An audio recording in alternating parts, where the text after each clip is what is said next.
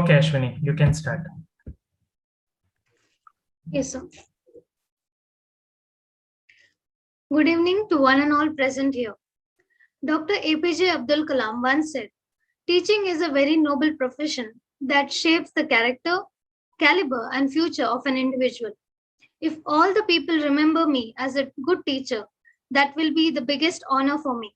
So, as we are celebrating Teachers' Day in India today, I wish you all a very happy Teachers' Day. I, Ashwini, a volunteer of Akanksha Charitable Trust, heartily welcome all the delegates and members of the team on day 2 of Global Online Youth Education Summit 2021. I hope you all had a wonderful time on day 1 of the summit, and I wish the same for day 2 as well. It is said that the progress as a nation can be no swifter than our progress in education. The human mind is our fundamental resource.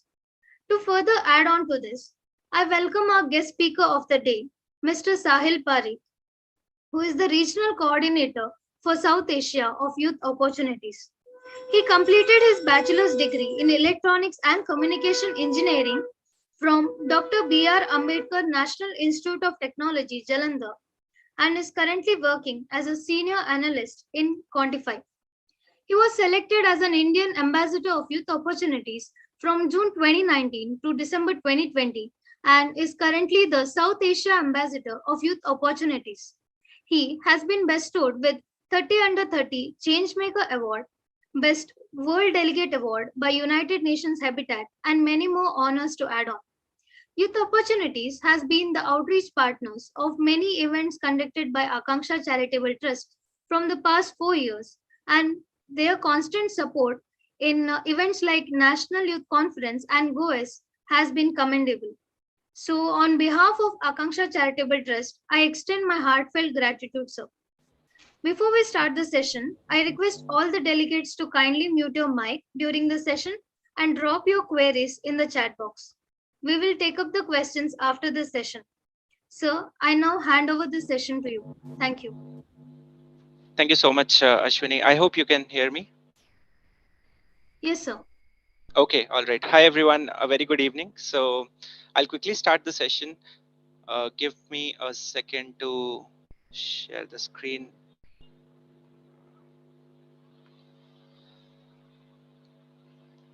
So, Shrisha, can you give me the access? Try now. Try now. Yeah, okay, I can. Thanks.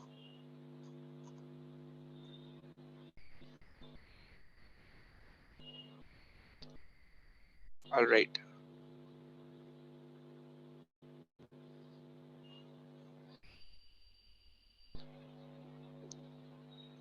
Can you all see my screen? Okay. Yes, I. Yes, sir. Yes, Okay. All right. Yeah. So first of all, welcome everyone, and this is a great event. First of all, obviously based on sustainable development goal, quality education. I welcome you all on behalf of Youth Opportunities as well as Akanksha Charitable Trust. It's been one of the best things. We have always partnered with Akanksha Charitable Trust, and the reason is not only as an organization, but the main idea here is because Akanksha Charitable Trust has given this platform to a lot of youths across the globe, so that they can come, they can present their ideas to each other, and those ideas can get a real shape and they can be implemented, not even in India but across the globe as well. So first of all, I give my hearty congratulations to Shrisha and the entire team for conducting this event, because this will open doors for many future quality education, sustainable developments which are going to happen in the future as well. So yeah, I'll start with this. So first of all, I am the regional coordinator South Asia for Youth Opportunities, and as it says, an opportunity can change your life, and you might be experiencing this through the event. For example, networking through a lot of people from various countries. It's always an immense pleasure, right? And you get to learn a lot about other people as well. um, yeah, so the problem, when I say the problem, currently what Youth Opportunities as an organization recognized, what is the problem which we are facing and which the world is facing, that there are currently 64 million unemployed youth. Okay. And there are 98% of those youth who have lack of access to the opportunities. Only 2% they are aware, okay, what is these opportunities all about, what is currently we are looking for, what is what is there in the what is there in the market, what is there possible for us, right? But 98% of the youth, they are currently lacking all those access to the opportunity, and that is creating a lot of challenges. Young people are searching for opportunities, but the reality is organizations are providing many opportunities for the youth. Yeah. For example, this particular organization, which is Youth Opportunities, we have a lot of collaborations across the globe with many of the organizations which are providing a lot of opportunities in terms of SDGs, in terms of internships, conferences, webinars, seminars, scholarships, right? Some of you might want to go abroad and study, right? All those scholarships are also there, which we are providing. Probable reasons why people are not aware about the opportunities: number one is lack of awareness, okay, and then there is a limited access to the information, and yes, there is a huge disparity among different groups.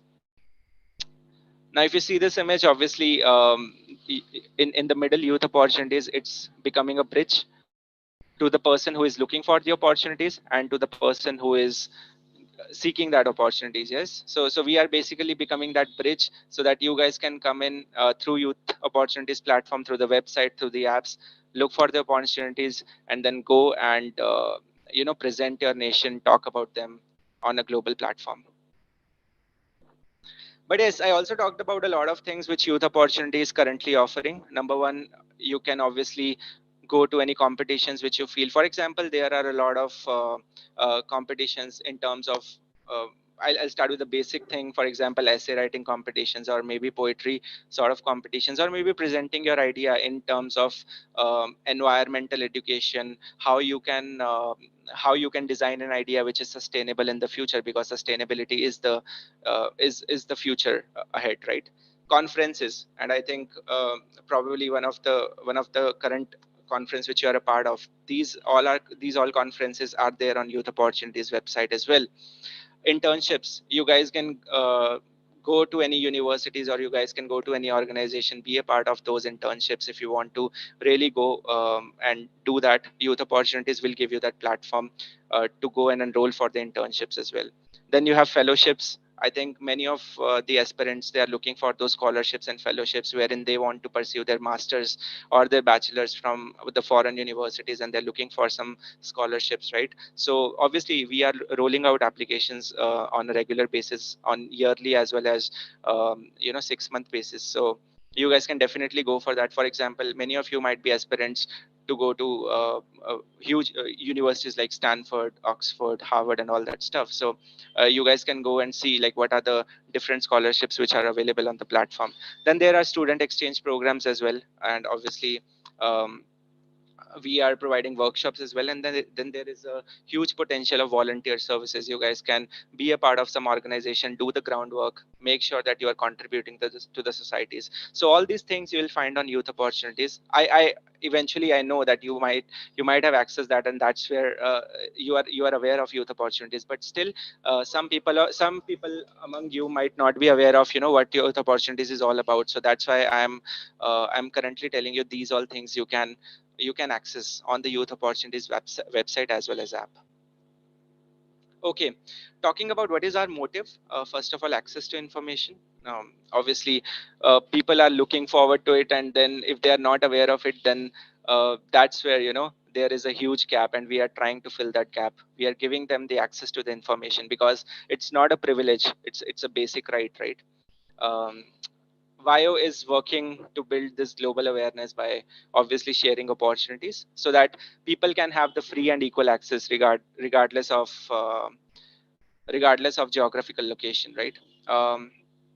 Some of the key things which I want to talk about quickly, in case you're not aware of, or in case you are aware of, this is the website, this is the URL wherein you have to go. Okay, www.youthhop.com. This is the link which you have to go in case you're looking for future fellowships, scholarships, conferences, volunteerships, and all that stuff.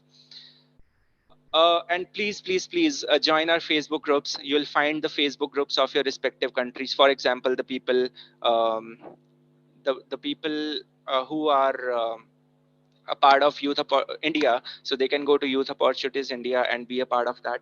The people who are from Australia, Indonesia, Nepal, US, and all those countries, we have the respective country pages of your countries on the Facebook groups we have. You guys can go to the Facebook, open your channel, go for it and subscribe it. Okay, you guys can like it, and then you'll get the respective country opportunities as well on these groups. Okay. Uh, Now the impact which we have created in the past is huge. There are 2000 plus stories. We have received more than 2000 success stories from all over the world, because they claim, and that's a that's a positive thing, that opportunities have changed their life, and that is something which we are really looking forward to. It did the same to me. And I think, as in my introduction it was mentioned about the United Nations habitat, so I went to an event, and I become the best delegate there, and that's where youth opportunities contributed a lot in shaping that for me. And that's where that opportunity changed uh, a, a lot more things for me. I just went to that platform, I talked about my issues which the country is facing, and I got a platform, I got the that branding also, and I got some partnerships as well. So obviously I think when you go to those platforms, when you talk about your country, when you talk about your ideas, that's where I think the opportunity change your life, right? Yeah. Small successes, quickly talking about that. So the Queen's Young Leader, co-founder of Youth Opportunities, Mr. Osama bin Noor, have received the Queen's Young Leader Award from Queen Elizabeth at Buckingham Palace in 2016. Forbes also recognized Youth Opportunities and listed it in Forbes 30 under 30 Asia list. Also been awarded by Obama Foundation, because Youth Opportunities co-founder was invited by President Obama in 2017 summit in USA. World Economic Forum, you are aware of that, right? So Youth Opportunities is a member of World Economic Forum's youth platform, which is Global Shapers Community Dhaka. Also, we have one award in National Mobile Application 2017 and a Real Leaders magazine as well, in their 100 visionary leaders under 30. So currently, the co-founder is the only Bangladeshi who is selected for this list by Real Leaders magazine. These are different platforms which you can obviously look after. One is Youth Opportunities Global. Youth Opportunities India is just an example. You can go to Youth Opportunities Australia, America, Nepal, Bhutan. Youth Opportunities Connect, and Youth Opportunities obviously the country specific which I was talking about, right? We also have a mobile app. It's obviously it's on iOS as well as on Android. So in case you guys are not having that, please download it. You'll definitely get the notifications on your mobile regarding any upcoming opportunities or any opportunities for which the deadline is there in the near future. Go for that. Just download it. It'll be very, very beneficial for all of you. Okay. So I'll just quickly end this with this last slide. Okay, access to the opportunities will eventually lead to the success, right? If you don't have access, obviously success is something which might be hiding somewhere. So for that, you should start accessing these youth opportunities, different opportunities across the globe, and success is waiting for you guys. So yeah, thank you so much, everyone. First of all, I hope you enjoyed this small presentation by me and by Youth Opportunities. But yes, I would really love to take a couple of questions before I end the session. Yeah. Hello, can I ask? Yes. Hi, Navdeep. Hi, I'm really concerned about, is there any opportunities for the working women, because the Queen Elizabeth scholarships or the opportunities I have already gone through, though lot more are there, but still I'm wondering whether they have this for the working class, like I'm working, right? And Yep. I'm also studying, I'm doing my research work also. So for that purpose I was looking for certain opportunities that helps the working person to pursue for their higher study. Yeah, understood. So that's a good question. What happens that whenever we are collaborating with the organization, so they definitely have a specific limit in terms of what should be the criteria for that particular opportunities.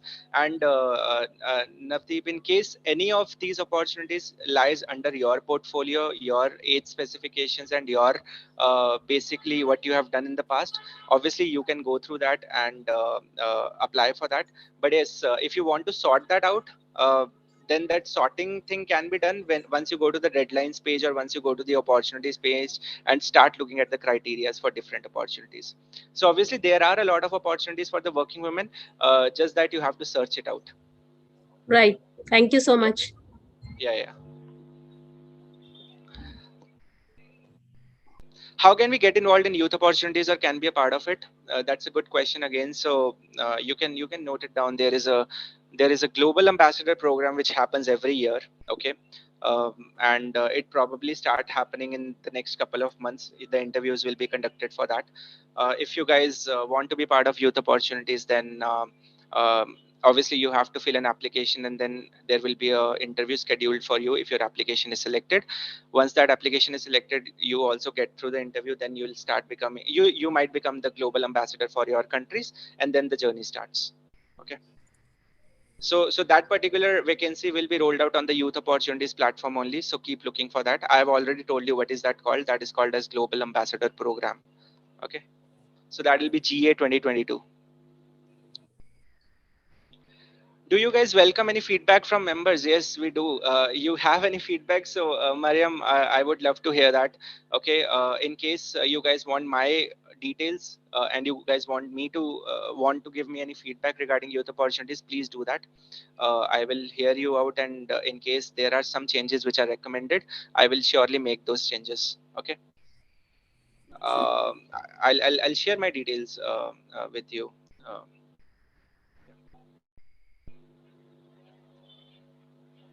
okay. Hello. I have one question, if you Yes. allow me Yes. to ask. Okay. Though I have applied like through the, is there like criteria that for availing the facility of a scholarship while for your higher studies, you need to go through all the embassy tests? Because All the like in sorry. case of Japan, Yeah. so they are giving the scholarship for the higher study through the embassy test in Delhi itself. Like it is Okay. a case of each and every nation, or just few countries are doing No. that? It's eventually case of few countries, but what happens is most of the opportunities in terms of education, if you look at, they might start providing you scholarships or fellowships. For that you should have the acceptance letter from the college. For example, let's say you are applying for a Harvard scholarship, but what if you don't have the Harvard acceptance? Then what is the fun of that scholarship, right? Once you've got Mm-hmm. the acceptance letter from Harvard, then you start applying for that scholarship, and then if you are eligible for that, you will get some 50% or 60%, whatever scholarship is that. Yeah. All right. Thank you. Okay, may I ask a question? Yes, go ahead, please. Okay. Thank you so much for a good presentation of youth opportunities. So I think your office is okay. So I will give you some feedback later. So, but my question is based on the global ambassadors programs. So, what are the benefits if like I become like a global ambassador, like part of youth opportunities? What are the benefits that I will get from? Yeah. Okay, so there are a lot of benefits. Number one, as I really say that you start becoming that country representative for a lot of opportunities in your country. For example, you might go to the live events, or you might go to the online or the virtual events and start talking about the youth opportunities, meeting those people who have gotten through that platform from youth opportunities, and start networking. That is number one. Second thing, you also get a chance to to go to the respective colleges and respective schools of your countries and start talking about the youth opportunities, involve the youth in that, try to make sure that they are involved in some sustainable development goals or some of the groundwork which youth opportunities will be taking care of while you are holding these responsibilities in the future. And third thing, which is the main thing, is definitely you'll get to interact with a lot of people across the globe. Every now and then, for example, weekly or monthly, you'll have meetings with all those global ambassadors across the country, and you can share your ideas with them, and then you can get insights from them. So does that answer your question? Yeah, sure. Thank you so much. Okay. Hello? All right. Yeah, hi Bashir. Hello? Question. Hello? Question, please. Hello? Yes, I can hear you. Can I go ahead? Yes. Please. Hello? Yes, you can go ahead, Hello? please. Yes, You yes. can hear you. Can Yeah, so this is Vamia Alosha Supana from Liberia, and I want to take this time to actually extend my appreciation to you for informing us as relate to how young people supposed to organize themselves and to meet up an opportunity where they will advance their personal growth. And I must admit that I have been attending several, online events, and I have been mentored by so many people from across the world. But today presentations, you have actually delivered it very well. So I want to say thank you. But again, I have a concern. I want to know as to I want to know and to urge you that you kindly share those youth opportunity link with us in the local chat room. Maybe you can send it to the organizers of GUI 2021 so that we can have access to it. Because the essence of you bringing those things is for us to take an advantage wherein we will fill in those applications when our applications is accepted, so that we too we can become an ambassadors for in our country, and even if possible we can have opportunity to scholarship where we can do our master, our undergraduate degree. So I want you to please share those links with the host so that you can share in the local chat room. Yes, I will. Okay. First of all, thank you so much for putting your question in front of me. I'll advise you one thing. Number one is you can go to the Instagram channel of Youth Opportunities and follow them. You can also go to the Facebook page of Youth Opportunities and follow them. What happens that when they roll out the Global Ambassador program, they put the stories and they put the post related to the Global Ambassador program every day till the deadline, so that nobody can miss those opportunities. And that's a very impactful way of telling the people that, okay, we have rolled out this Global Ambassador program for each and everyone. So I would request you guys to please go through their Instagram channel. You guys can start following that channel, and that will help you a lot. Will that suffice?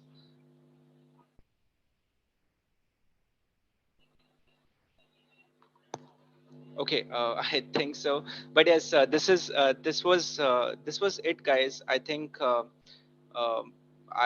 we don't have more time for this, but yes, I thank you, everyone. I have shared my Hello. Instagram. Yes. This is Hadiju from the Gambia. Hi. Yeah. It's not a question though, but first of all, I'm really happy and glad to be here and hearing from such wonderful people like you. And to be honest, youth opportunities have been very helpful. That is why I got to apply for the Core Summit. And it is really good. I'll just say you just keep it up so youths are happy. Thank you. Thank you so much. Thank you, sir, for such an informative session. Due to time constraints, we are not able to take any more questions. So, on behalf of Akanksha Charitable Trust, I extend my gratitude to you, and we would love to have more such collaborations in the future events also. Thank you so much, sir. Thank you so much, everyone. Thank you so much. Thank you so much. Okay, so now we have the hackathon presentation results, and I call upon Rakesh to announce the results. Okay. So in today's top 8 selected teams are team number 2, team number 4, and team number 7, team number 8, and team number 10, team number 12, team number 13, and team number 16. Okay. Please get ready, and we'll be having a activity now. And soon after the activity, we will be proceeding with the presentations. Rakesh, announce it again. Yeah, I repeat, team number 2, team number 4, team number 7, and team number 8, team number 10, and team number 12, team number 13, and team number 16. Shall I repeat again? Okay. No, fine. I request all the group in charges to post in the group, and you have just 5 to 6 minutes. So then Rakesh will continue with the presentation. Varsha. Hello, everyone, and welcome back to the day 2 of GoES 2021. So I know the teams who have got selected are excited to present their ideas. Well, everybody did a great job. But since we had to take 8 teams due to time constraints, we have been taking, but all the delegates, all the teams, great job. So to refresh your mind, I am here again with a small activity. And this activity requires you to get up from your place. So basically, this activity is known as fastest fingers. So the activity is very simple. I will tell a word or an object. You need to get up and get the object and show it to the camera as soon as possible. So how will I know if you have got the object or not? For which you will have to type it in the chat box. So once when I say, for example, if I say I need a pen, then the person who gets the pen, get it and then type it in the chat box, done. So the first 5 people who have typed it in the chat box, I will call their names and you will be put it in the spotlight and you will show your object. And also you can tell something related to the object if you wish to, maybe some memories connected to it. So hoping that you all are ready for the activity. Okay, so shall we begin? Okay, all the eyes on the chat box. The first object that I would like all of you to get is a photograph. Photo not from your gallery of the phone, a photograph, an actual photograph. Okay, Nicole, she's already typed, it's done. Can we just, okay. Great, okay. So can we have Nicole, Masoom, Roopkatha, Victor, and Nimra? Okay, so I can take only 5 because of shortage of time. So can we have all 5 these, all of the 5 delegates to display their objects? So can we have them on spotlight, please? Yeah. Just give me a minute. Okay, sir. Tell me the names. Nimra, Roopkatha. Just a minute. Nimra, Ahmad. So you have to turn on your video or else it's not possible for me. Yeah. Tell me other name, Roopkatha, right? Yes, sir. And then? Victor. Victor, okay, yes. Nicole. And Masoom.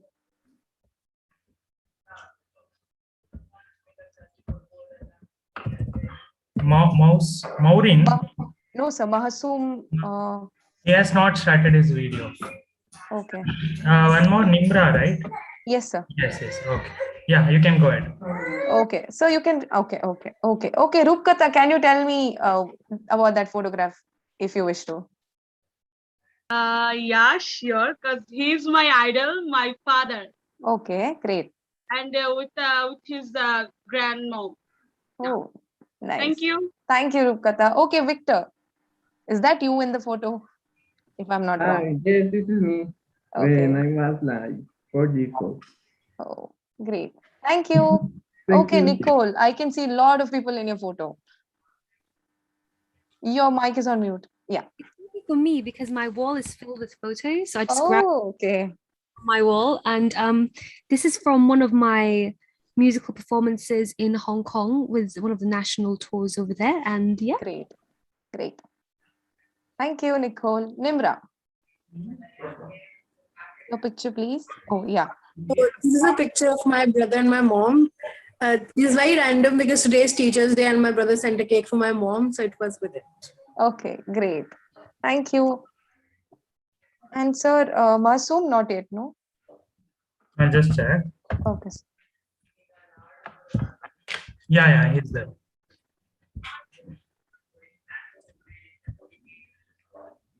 Yeah. Hello. Masoom. I'm here. Yeah. Okay. So what is the photo about? Can you hear me? Yeah, you're audible. Yeah. Is it in my childhood time? We know this grade 5. I have been elected in scholarship.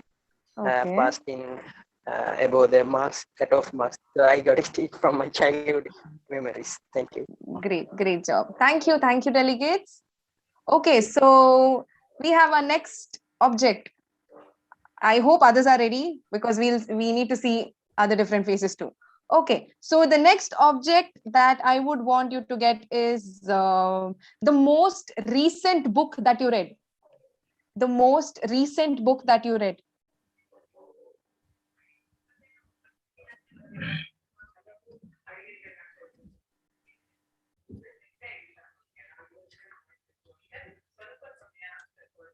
Okay, Menu Bainda, Adejumo Barakat, and there's one from, I think they've put their Gmail address. Yeah, it needs to be at the hand. Okay, if you are a Kindle user, then I'm sorry, but I need the book at the hand.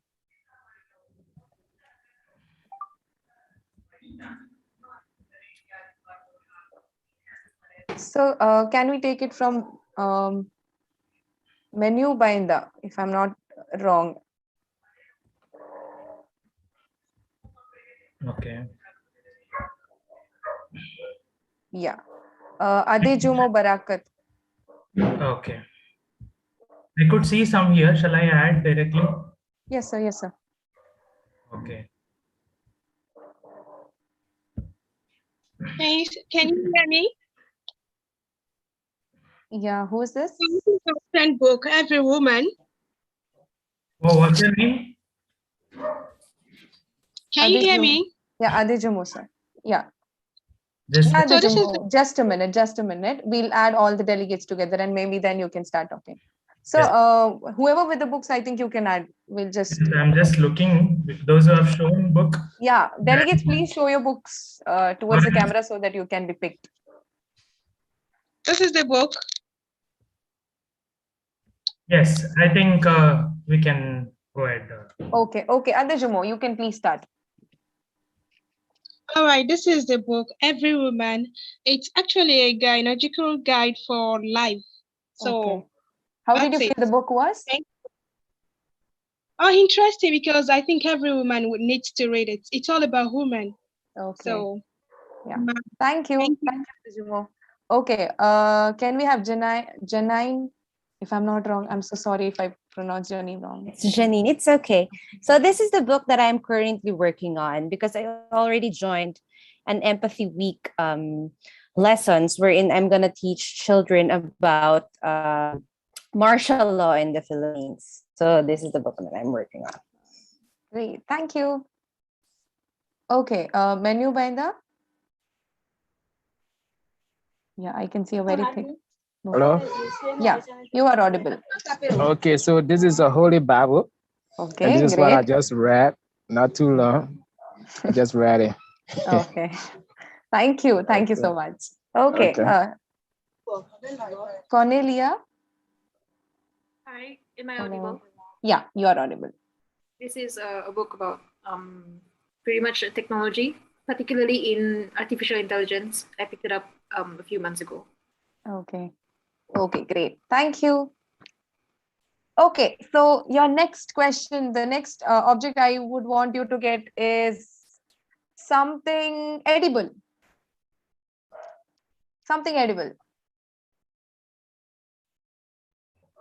Okay, the first ones to show it to the camera would be put on spotlight. Yes, correct. Something edible. It can be chocolates, biscuits, toffees, cookies, anything. Or your lunch, dinner too. Something edible. Food. I can see Pringles. Oh, Twix. Great. Show it to the camera. I can. Oh, okay. I can see Samson here. Yeah. And Maureen. And who else? Nasrat, whether you're showing something? Okay. So Samuel also. Yeah. Samuel? Yeah, I think he's showing bread or something. Yes. Okay. Yeah. Fine, right? Yes, sir. Yeah, Maureen has turned off their video. I think, should I remove them? Okay. Nasrat? Please do not turn off your video. Okay, we'll go with Samsung. I think he's having his lunch or dinner or breakfast or what is it?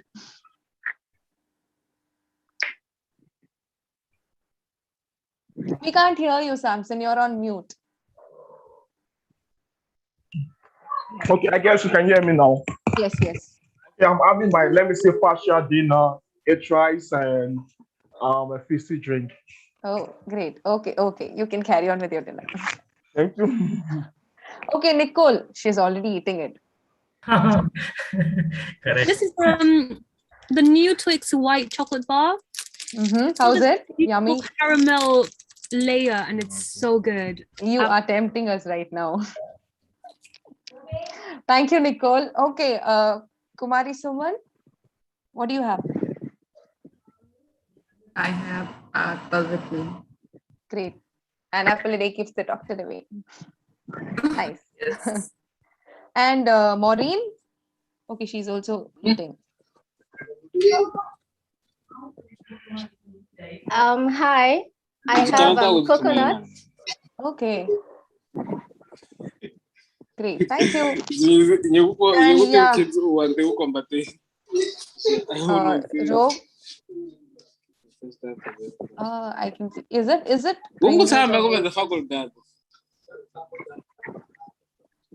Yeah, Rob Mulugeta. Yeah, this is chips. I was eating while I was doing. Okay, so it seems that most of you are hungry. Never mind, it's okay. We are all multitasking anyways. Okay, so the next object I would want you to get is something in red. Anything in red. It can be any random object, but colored red. Done, I'm ready. Yeah. So get it and flowers. Please show it to the camera. Shubhanga, is it red? I feel it's orange. That's through the camera effect. Okay. Yeah, that's fine. Anything in red. It can be any random thing. Okay, we'll wait for 2 more delegates and then we meet. Headphones. Okay.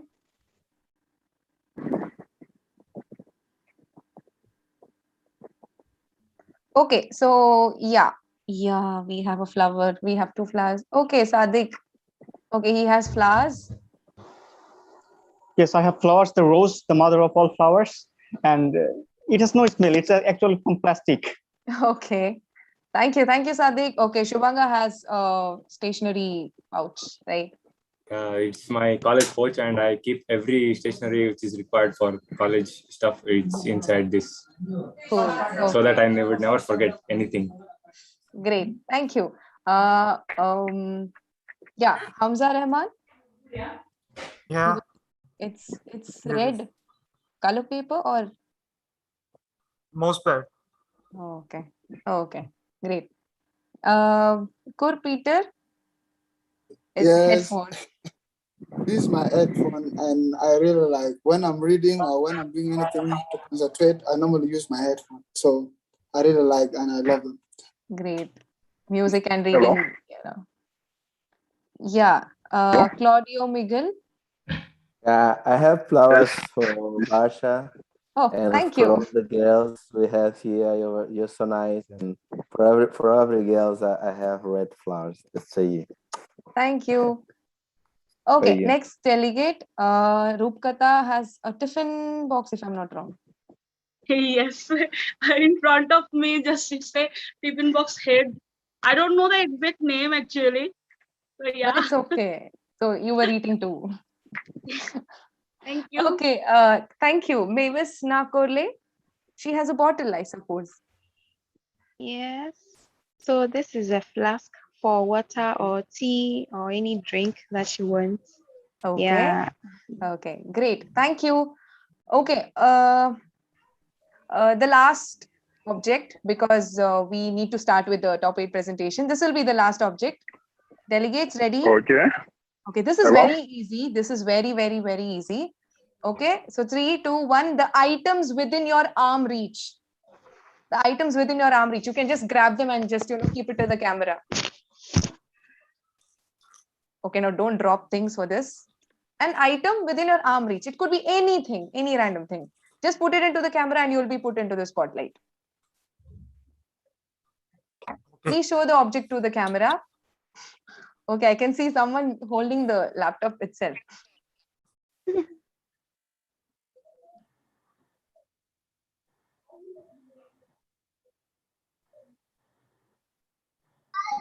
Lahiri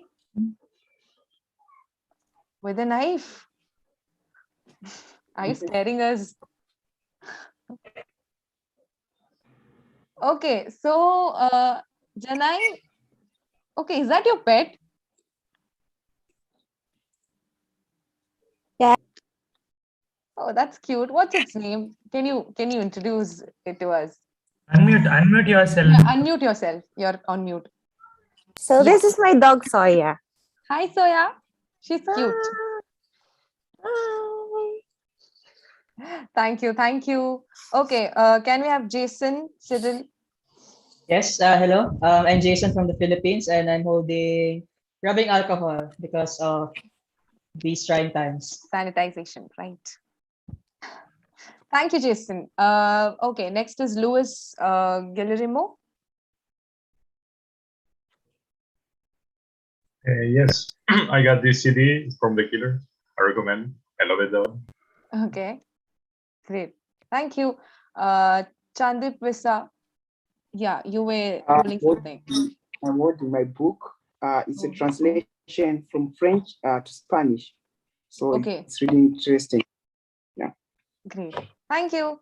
Pratasha Sohit. I can see a calculator. Yes, I'm doing my assignments. That's why. Every student's, gift it is. Yeah. Okay, thank you, delegates. I hope you enjoyed this activity. I'll be back with one more activity very soon. So now let's begin with the top 8 presentations for the hackathon. The session is over to Rakesh. Rakesh, the session is over to you. Yeah, thank you, Anushka. Just a minute. It's a technical part, Rakesh. Those who are presenting, I just wanted to know the name of the presenter so that I can make you as a co-host, so that it will be easy for you to present it. Okay. So from team number 2, right? First team is 2, right? Yes, sir. First team is 2. Jigyasa. Yes, sir. Okay. I'll make a co-host. Okay. And if possible, let me know with the next person so that I'll make co-host. Team number. I'm from team number 2. Yeah. Okay. You can start. I'm from team number 4. Team number 4. You can start, Rakesh. Yeah. Namaste. Okay. Today the date is September 5, as we celebrate Teachers' Day in our country, India, as the occasion of the birth anniversary of Dr. Sarvepalli Radhakrishnan. So happy Teachers' Day to all the educators who are present here with us. Now it's time for presentation, and I appreciate all the active presenters. Okay, and I congratulate top 8 teams who are going to present their presentations now. So let's go with team 2 now. Team 2. Team number 2. Hello, this is Dania. Can you all hear me? Dania, okay, you are presenting. Okay? Yeah. Okay. we are two members that are going to present in, No. in I this just screen. wanted to know who is sharing the screen. Jigyasa Okay, will be sharing the screen, okay. and I'll be going to introduce our topic, and then Jigyasa will move forward. I just wanted to know who is presenting your presentations, because to present. Jigyasa. Yeah, I made her co-host already. Jigyasa. Sure. Jigyasa, can you present it now? Jigyasa. Visible now? Hello. Can you please share the screen? I'm sorry, your voice is coming to be very low. Can you please share your screen? Yeah, just a second. Please. See, as I suggested in the main group, please make it only 8 minutes. Don't Yes, 8 minutes. Yes, it's not only for Jigyasa, to all the team members that are selected. So, just a second. Just, sir, can you just give me 2 seconds? 2 yes, seconds. Please, go ahead. All team in charges, can you please tell me who is... Just give me a second. I'm just checking a message. Okay, team in charges, please ask in the selected group who will be presenting their screen. Okay, and just ping me in person. I'll make them co-host. You can ping me on WhatsApp. I mean, team in charges. Okay, thank you.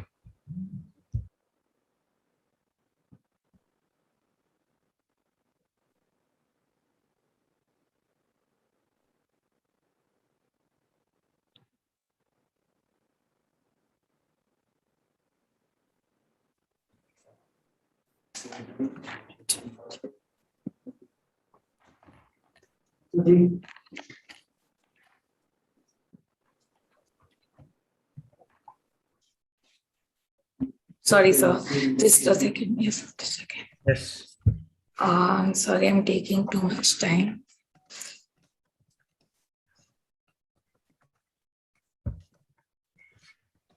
I request all the other team members to please be ready. So please, because Yes, sir. Actually, because it was just immediate. So we like. No, that's why we have given 15 minutes break there with the activity. Yes, sir. I was just. I'm just on a computer crisis. Actually, my laptop is not working with the camera. That's why. Now I am presenting. Okay, sir. Okay.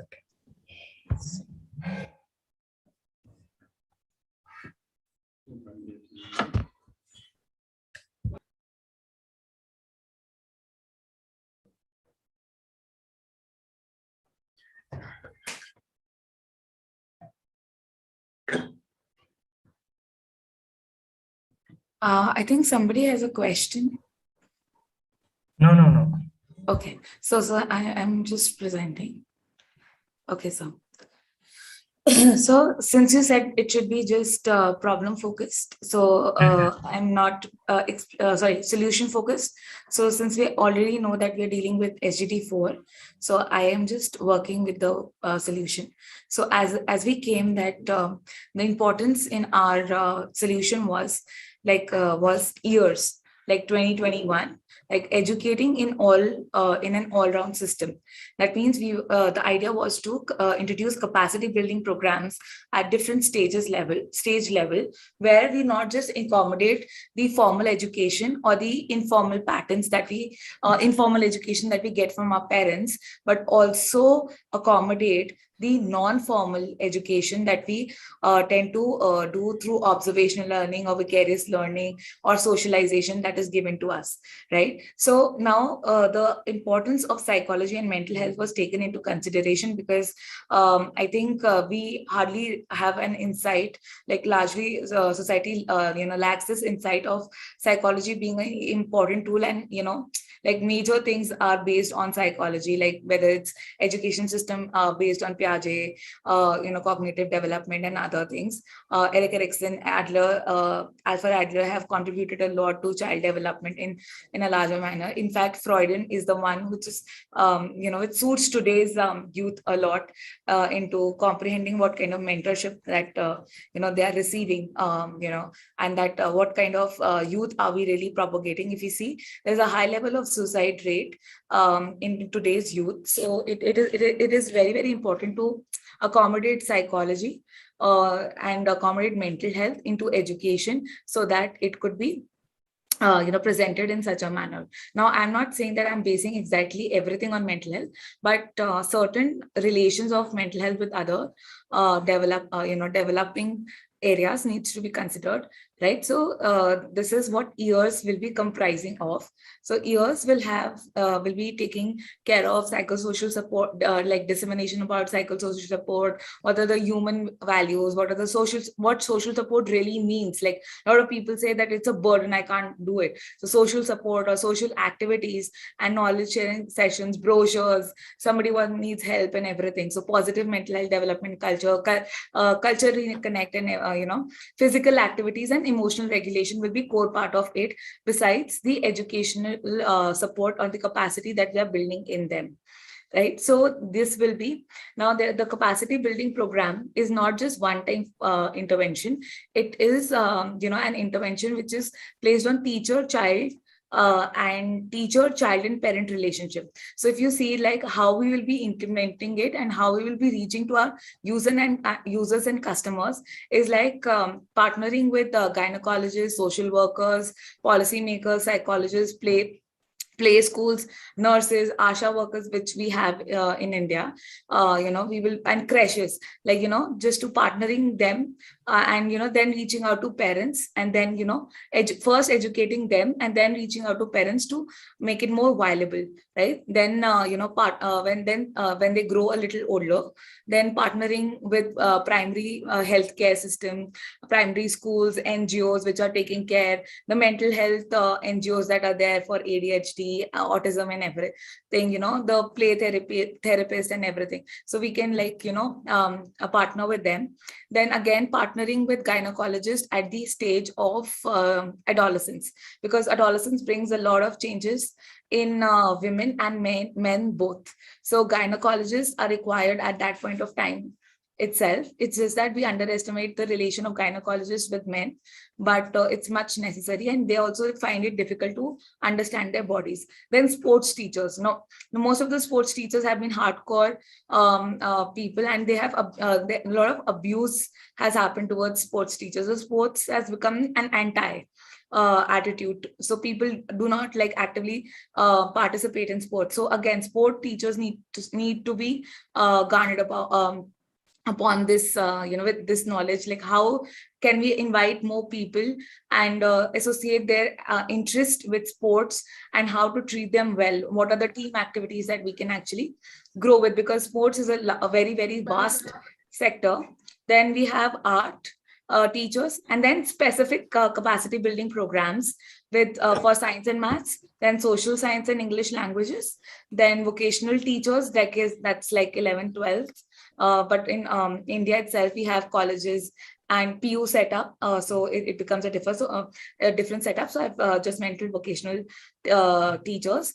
Then social work activities and, importance of social connect and environmental connect. And then financial literacy. I think this will give adolescents more understanding, and, they will empower themselves. So after when they enter late adolescence, then they feel like, peer becomes very important. So the capacity building program then they will be introduced for peers as well, who will be trained partially to be confidential, so that trust factor retains. Because in adolescence, like for example, I will not find it very comfortable to be open with my teacher or my mom or my parents as such. I might find a sibling or a friend or somebody like that. So this invites a lot of problems in today's time with digital illiteracy. But we can actually make it more powerful by telling them, like, hold our trust, and only when we see that self-harm signs are there and everything is there, then we can report for higher interventions to be taken in a subtle or an indirect manner, not very direct and confrontational manner, which is happening right now. And also this will also help us loosen the focus on marks, and instead focus on the idea of individual self-esteem exploration, and become more justified towards himself, so that self-efficacy. Sorry to interrupt you. Can we move forward? Yeah. You have explained the model very well. Thank you. yeah, self-efficacy is also something which is important that we have to see from this perspective, right? So to reach out to we need two things to do. First, we need to go for the average approach and then the outreach approach. So average approach will be a small sample research that we can take up with the education and related stakeholders like NGOs, state boards, main central boards, then policymakers, legal interventions, and what do you call Ministry of Education in countries. For the outreach, we have to use social media, since social media has become a second home to people. Everything what they feel has become, social media has become a new journal that people rely upon. So enacting out videos and sending sessions, not preaching them, but connecting with them, asking them questions that what do you feel about it, what do you feel. So basically it will be a survey kind of thing, that what is the need or need analysis, that what is the language that they are comfortable with to hear out, and what are the needs. Time is sorry sir. So so lastly, so the research can help us give like what was the feedback.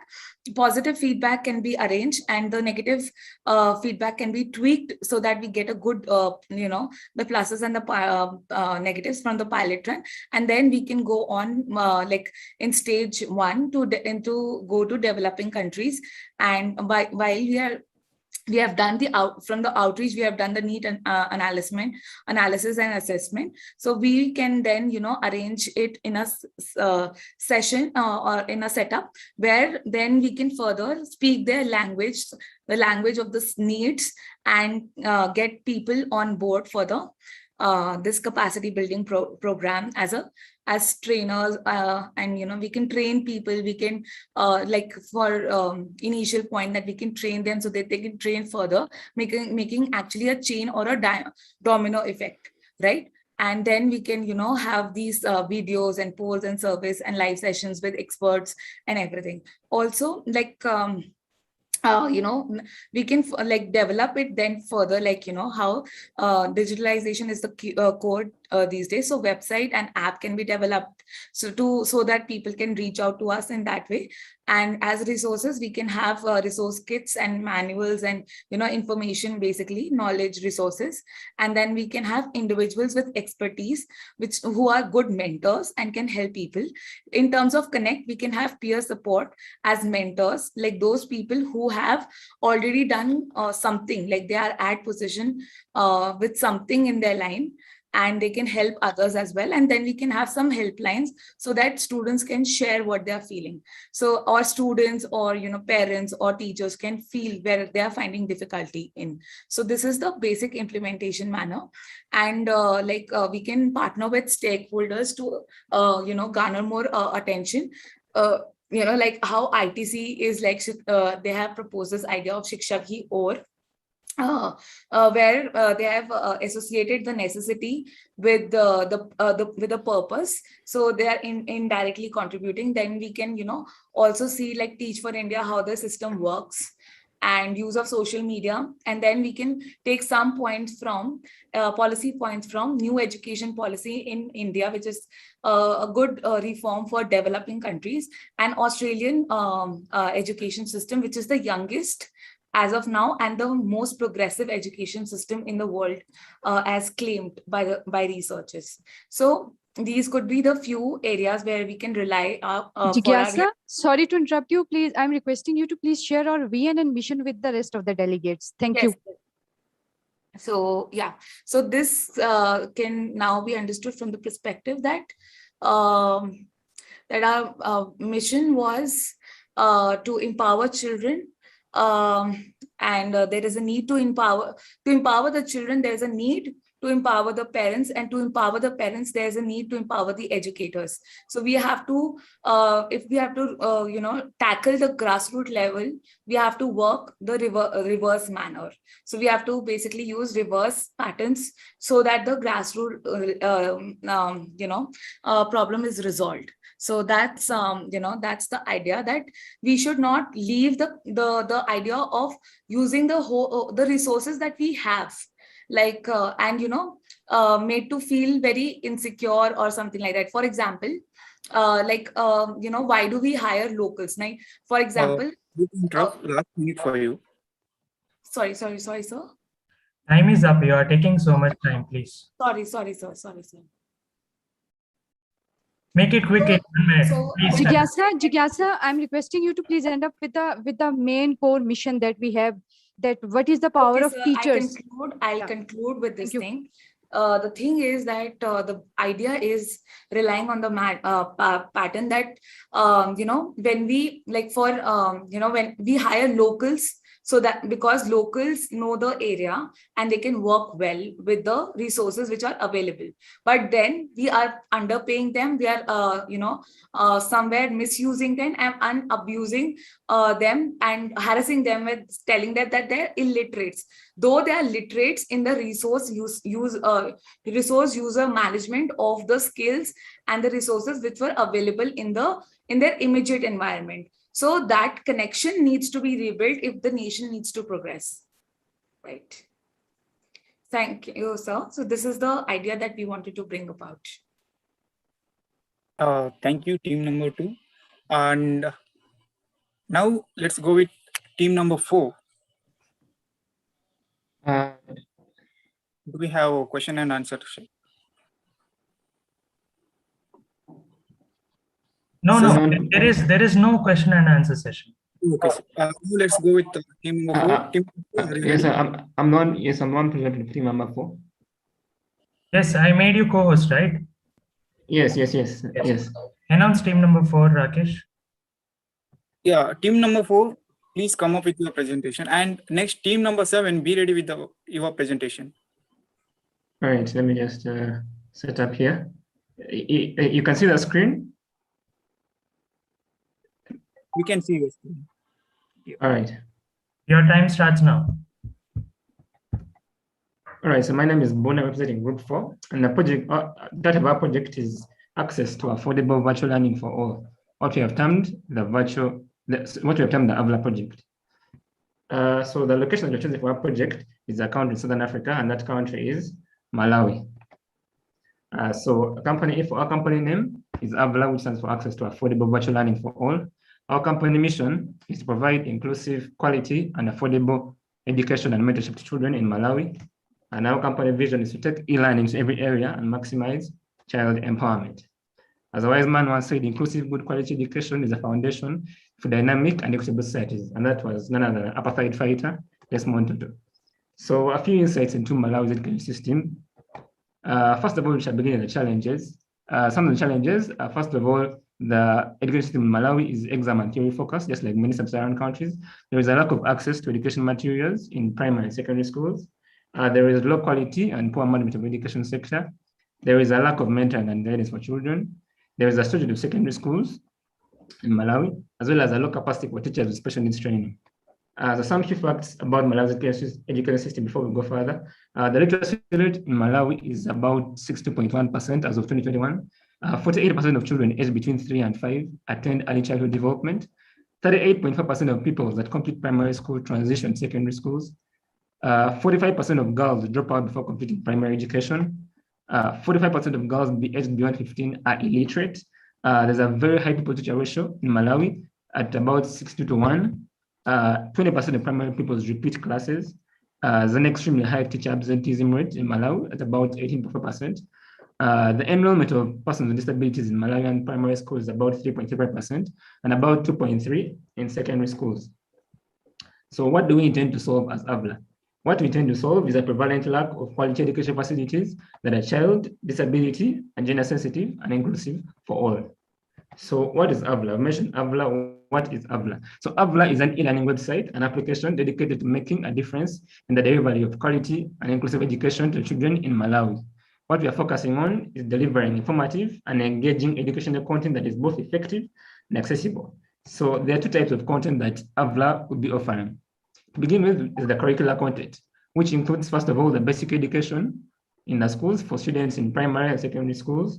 There is education for special needs students, those that are disabled, through sign language teaching. There'll be an online library for educational materials for primary and secondary schools. We shall have online assignments and tests for practice, as well as providing a real-time student interface. In addition to curricular content, we shall also have co-curricular content. Now that will include vocational skills training for children, that is in areas of designing, programming, animation, as well as content creation. Then also finally, we shall have mentoring and guidance with emphasis on girl-child mentoring, career guidance, entrepreneurship, and health. So this is our AVLA. This is the mode of AVLA. So AVLA will have content on our website, content on our app, as well as offline content from the app.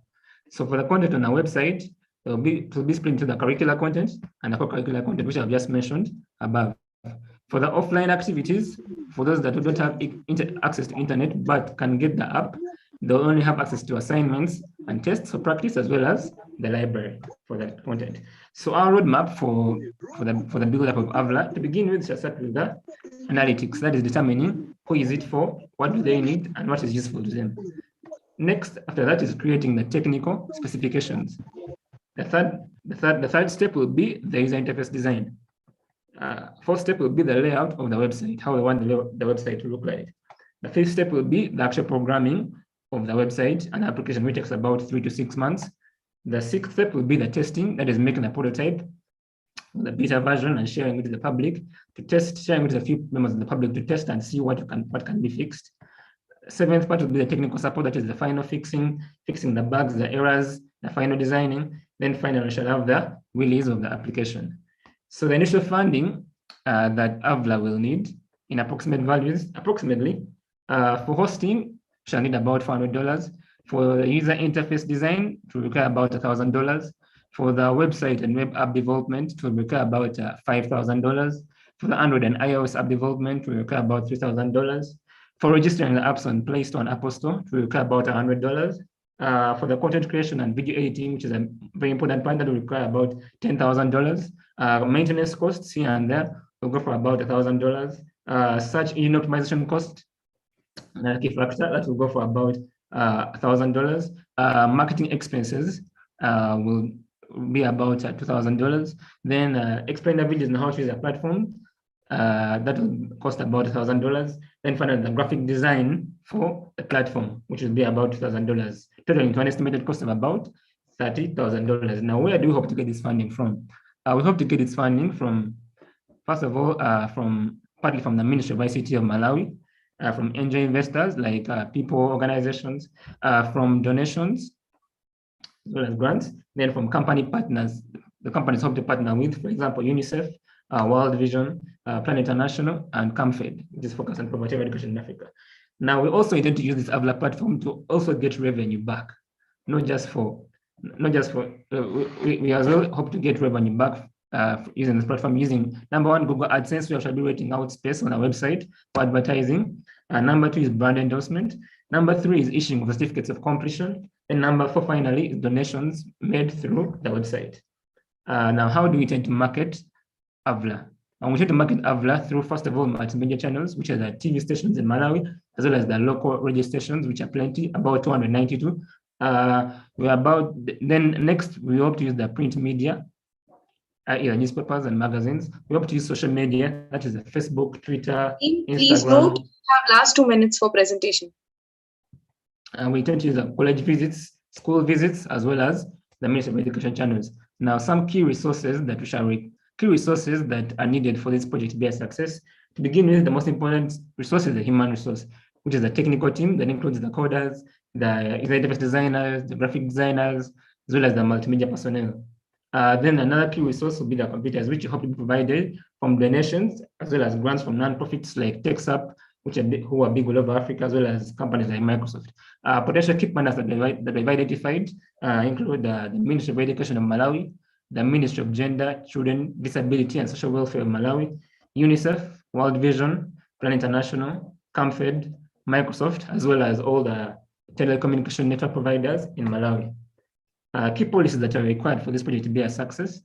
The local authorities in Malawi have to ensure that there are cultural laws that support cultural education, that policies do not discriminate education based on gender, race, disability.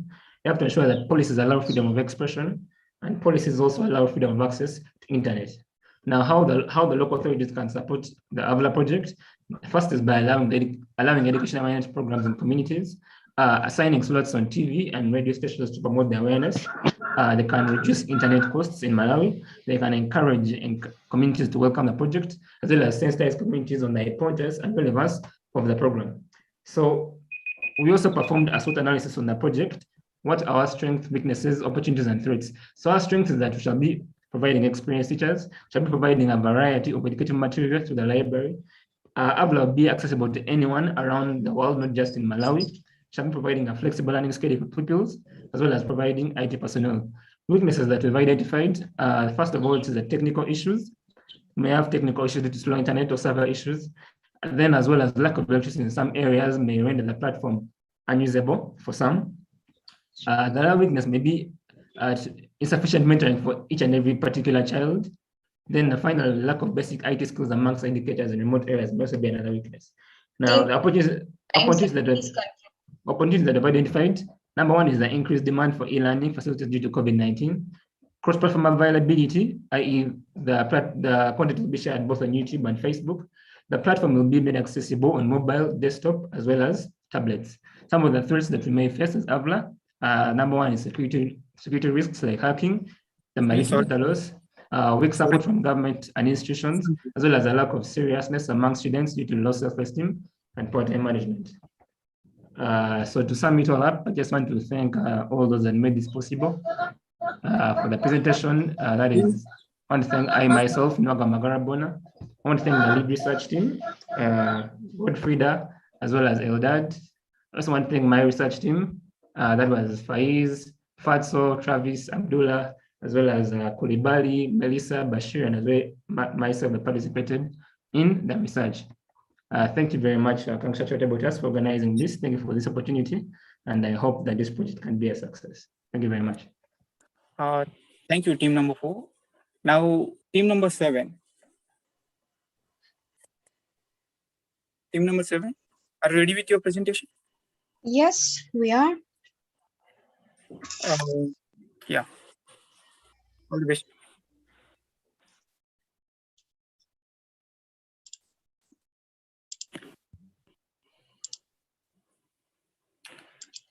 Yeah, your time starts now.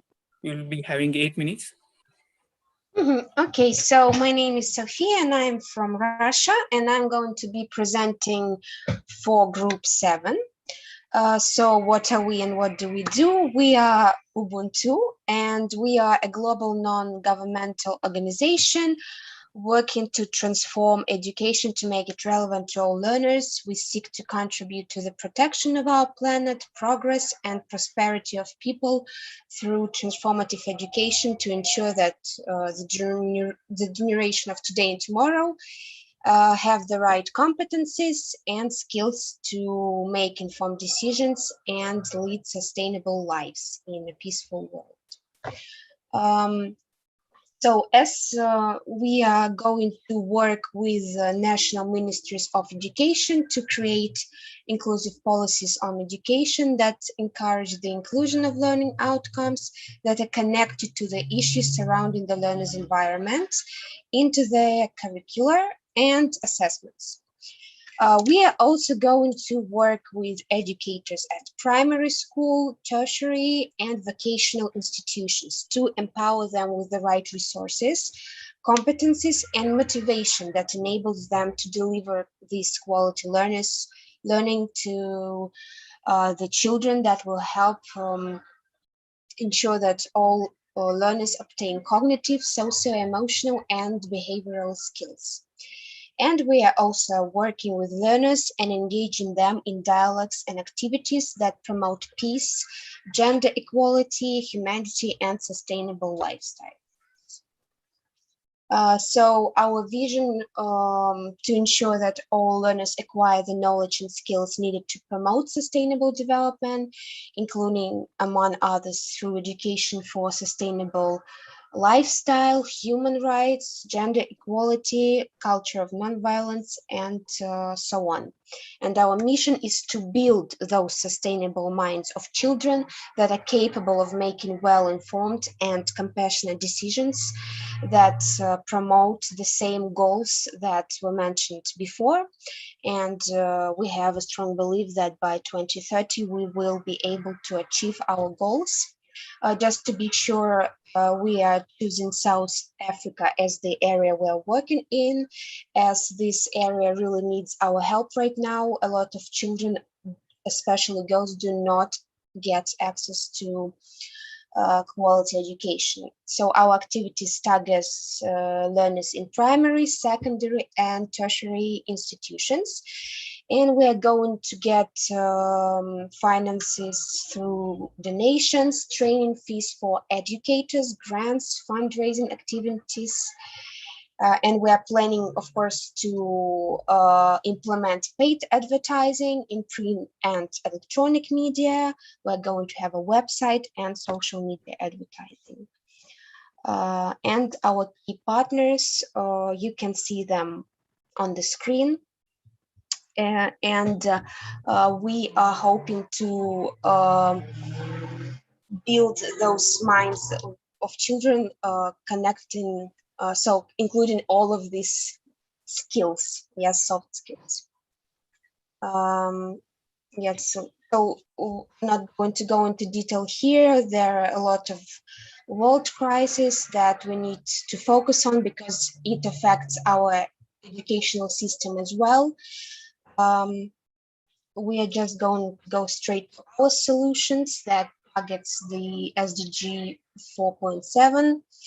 And we are focused on activities that we label as the 5 C's. So the first one, curriculum, and we will work with national ministries of education to review school curricula to determine their relevance to the environmental issues, basic human rights, and learners' well-being.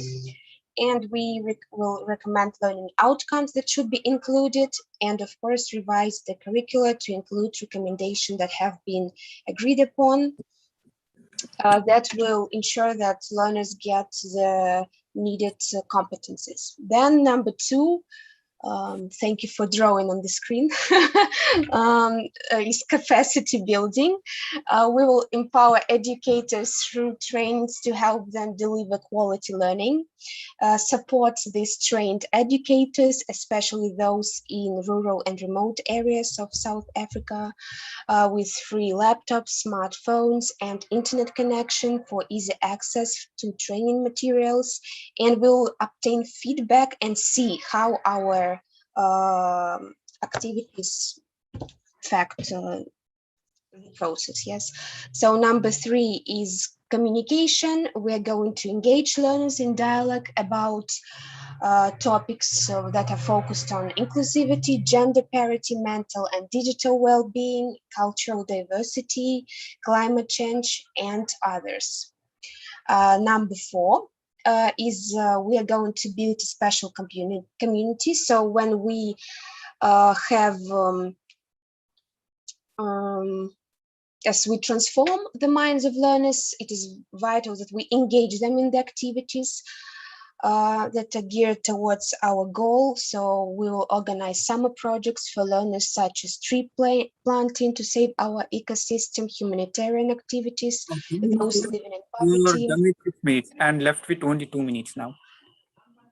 Okay, so the last one is collaboration. We are going to make exchange programs. So we hope that all of these 5 steps will help implement and contribute to solving the SDG 4.7. Thank you.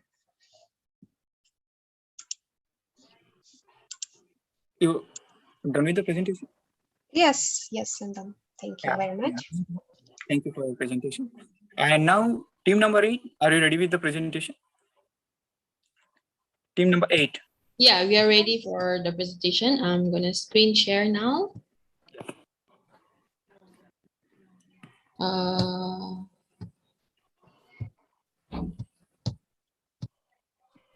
All right. before we start, I'm gonna call out Masum, are you, and also Courage, are you there? Yeah, I'm here. Ravi. Okay, awesome. We're gonna start soon, yeah? Okay, are you gonna start now?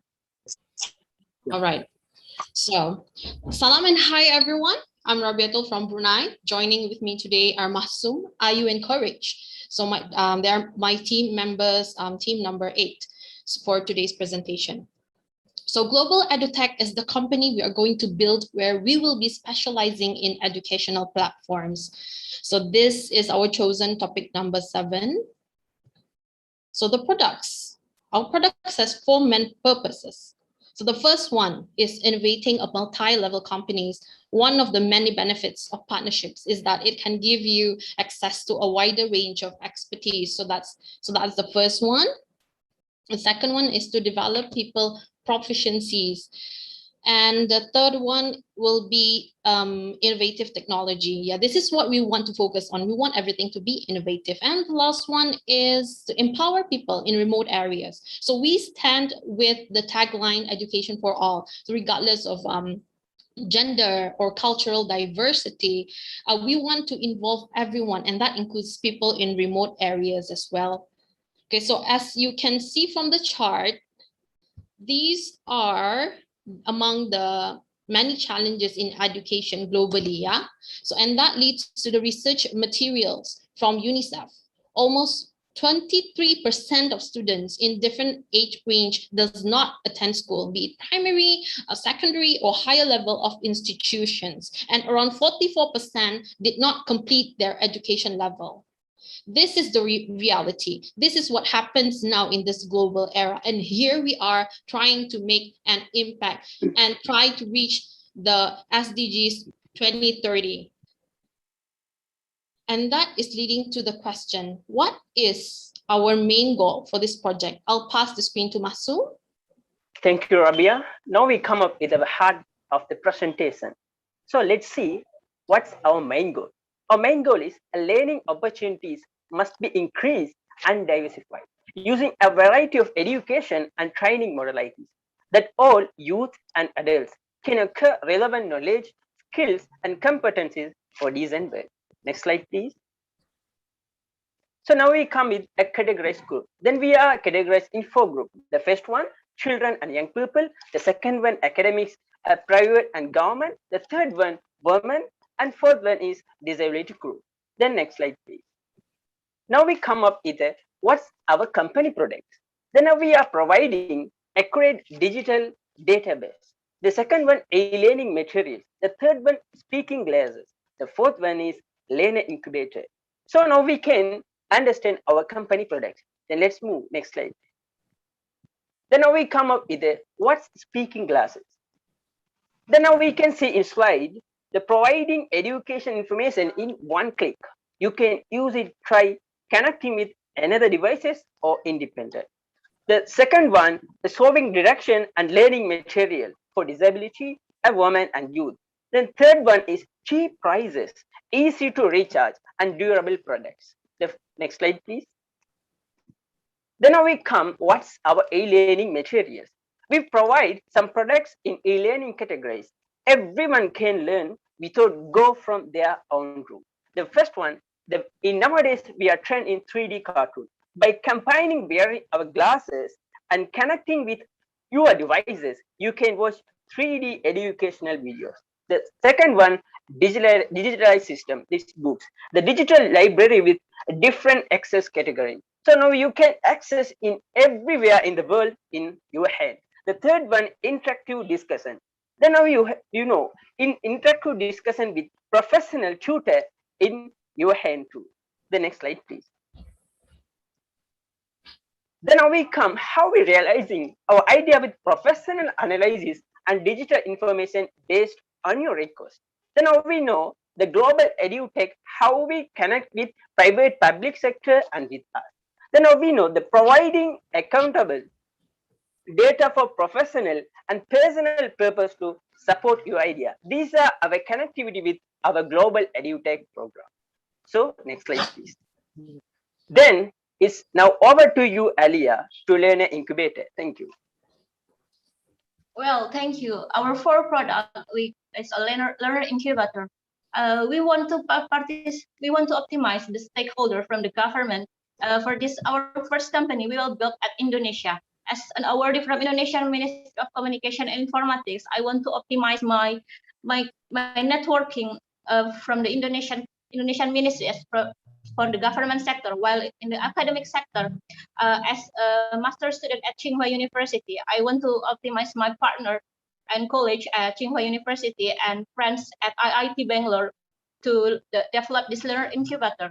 And for the financial sector, we have a prospective partner from the Alibaba Group and Saratoga Investment Company.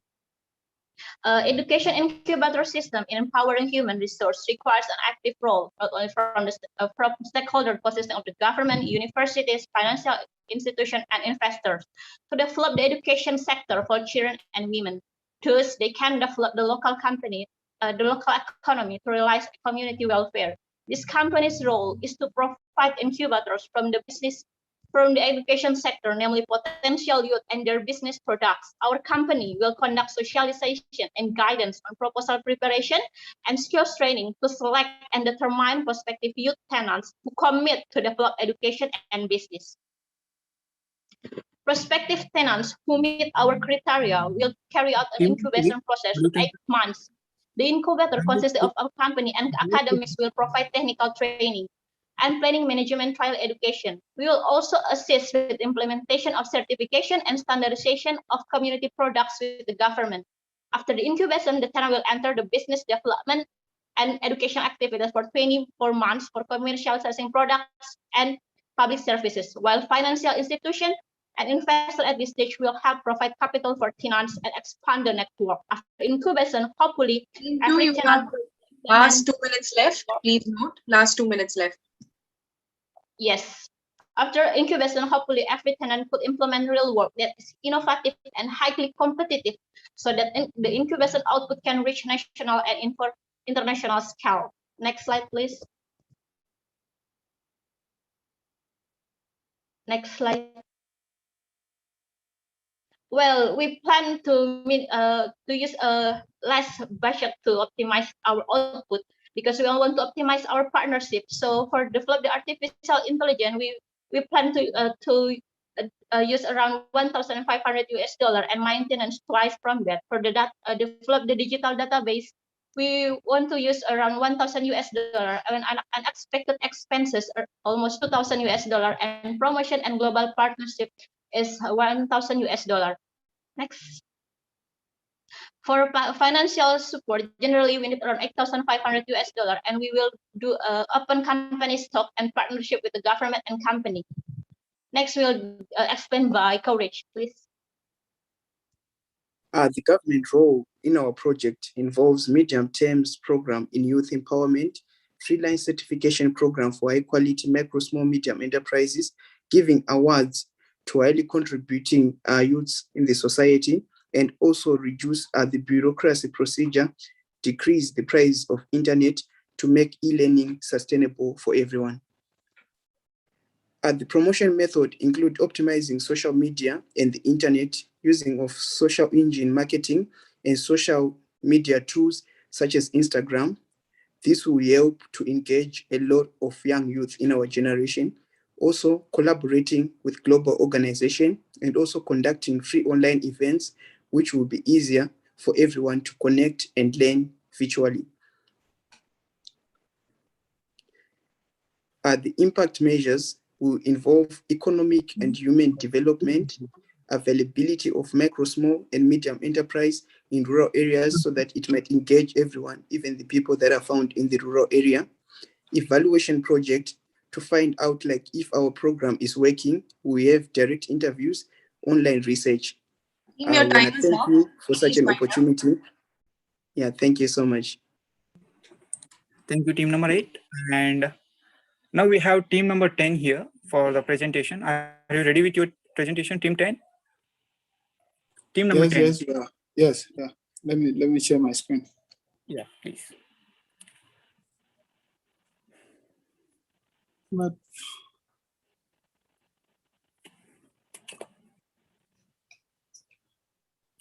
So we'll be giving you a notification for after completion of 6 minutes. So please make a note of it. Okay. Okay. Are you ready? Okay, your time starts now. Yeah. Okay. All the best. Is my screen showing? Yeah, it's visible. It's visible. Okay.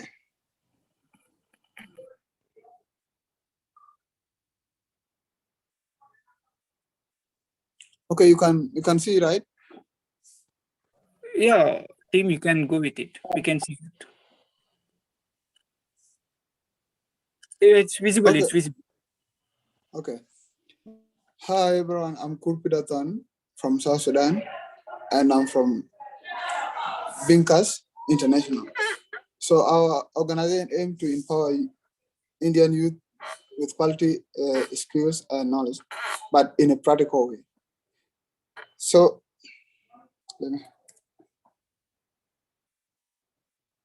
our mission as Binkas, our mission is to empower youth on education through technical training and entrepreneurial program to promote SDG 4 and accelerate impactful skills, youth impactful skills.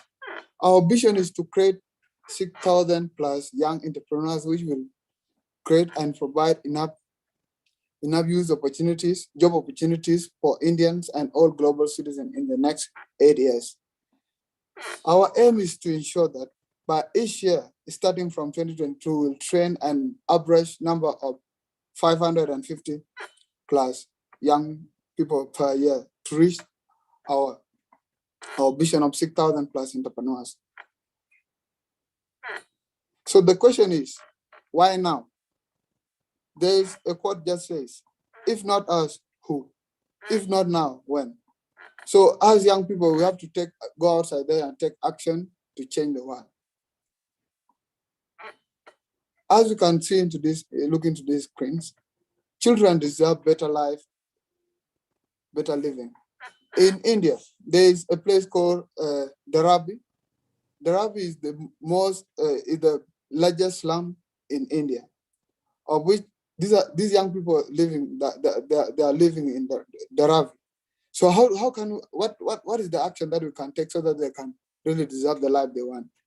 These children have been affected by lack of proper education, poor living, and so on. So how do we make their life more valuable? How can children deserve better education in slum areas, in underdeveloped areas in India?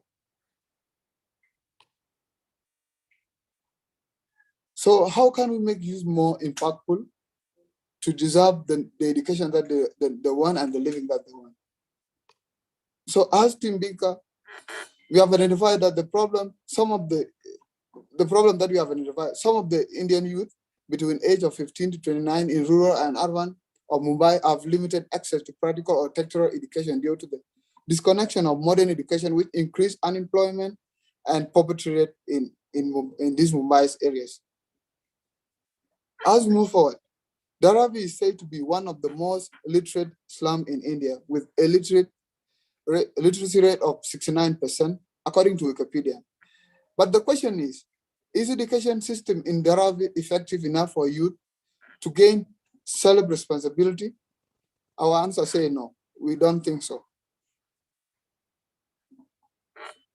The root cause to this problem that we have identified is lack of access to practical education. Indian youth between age and 15 to 25 don't have access to this practical education due to the disconnection of modern education with current job demand. As you know, most people in rural areas, especially in slum areas, doesn't deserve the better life that they want. They don't have proper education facilities, they don't have proper health and all these things. So lack of access to this practical education really is one of the factors that cause to the problem. And also we have found out that cost of education, vocational education, the cost of attending vocational schools in Mumbai is typically high, which limit people under poverty line to acquire essential marketable skills. The lowest fees of technical school in Mumbai is rugby 7K and above, of which young people, like people under poverty line that can eat amount of $1.2 per day, cannot afford this kind of education. And how can we help them? And education, practical education is the source of and is the backbone of country economy and other local economies, right? So as a result of all these things, we have found out that unemployment rate, according to 2020 World Bank report, Indian unemployment rate increased from 5.27% to 7.11% as a result of the problem. Also, as the result of high employment rate, it also increases poverty rate in India. According to the World Poverty Clock, the Indian current poverty level is 84,016,094, whereby 90% of this population are living in rural areas, of which government doesn't take most of the action to help the rural people. So why Binkas International? Why us? We believe Indian youth between age of 15 to 19 to 29 years in both rural areas and need rural areas. You are done with 6 minutes and left with 2 more minutes. Okay, I will finish. And urban areas need vocational and technical training opportunities to unleash massive marketable skills, and that will increase their employability rate. So why do we believe in training? Why do we believe in our solution? Our solution training will train youth age between 15 to 29 on the most relevant and marketable skills that will help young people to apply them in real life situations. Internship opportunities. We'll also work hand in hand with various industries and businesses to help our graduates with internship programs that will give them opportunities to have job experience, and therefore will increase the chances of getting employed, and therefore will reduce the employment rate. Summer program. Our summer program will bring young people from different socio-economic and political background to work collaboratively with one another for a common goal to stimulate SDG, and will help them to bring their ideas to life. So what is our targeted audience? Our targeted audience are youth between 15 to 29 years from both urban and rural areas. It's specifically school dropout. Those who drop out because of school fees and also other social factors. Also high school and college students who are under extreme poverty line and cannot afford to seek additional opportunities to acquire new skills to help them get employed, establish new startup, and also manage their businesses. So what are the things that what are the services that will be given to these young people? We believe that most marketable things in the market right now, marketable jobs or skills, we believe that IT training courses, entrepreneurial skills, personal oral and writing, which is communication skills, photography, foreign languages, art and design, marketing and advertising, artificial intelligence and education, and this thing will help them. The material that we want, we need classroom equipment, learning material, staff, building, and transport. What is the cost of what is the cost of implementing our program? The cost is 93. So I will wrap up just 1 minute. The cost of implementing our program is $93,570 US dollars, which is $6,832,790. As we have break down like the cost of the cost of our items. Okay, where are we going to make money? Our revenue stream will make money through government grants, donors and fundraising, income from training, and others. So these are our key partners. Yeah, please. So am I done? Yeah, it's time up. So let's give time to another team. Okay, thank you so much. Thank you so much for your presentation. And team number 12, are you ready? Team number 12. Yep. Yeah. Okay, your time starts now. All the best. Okay, good afternoon again from my end. I'm Momondo Omengo from Liberia, and I'll be presenting along with Group 12.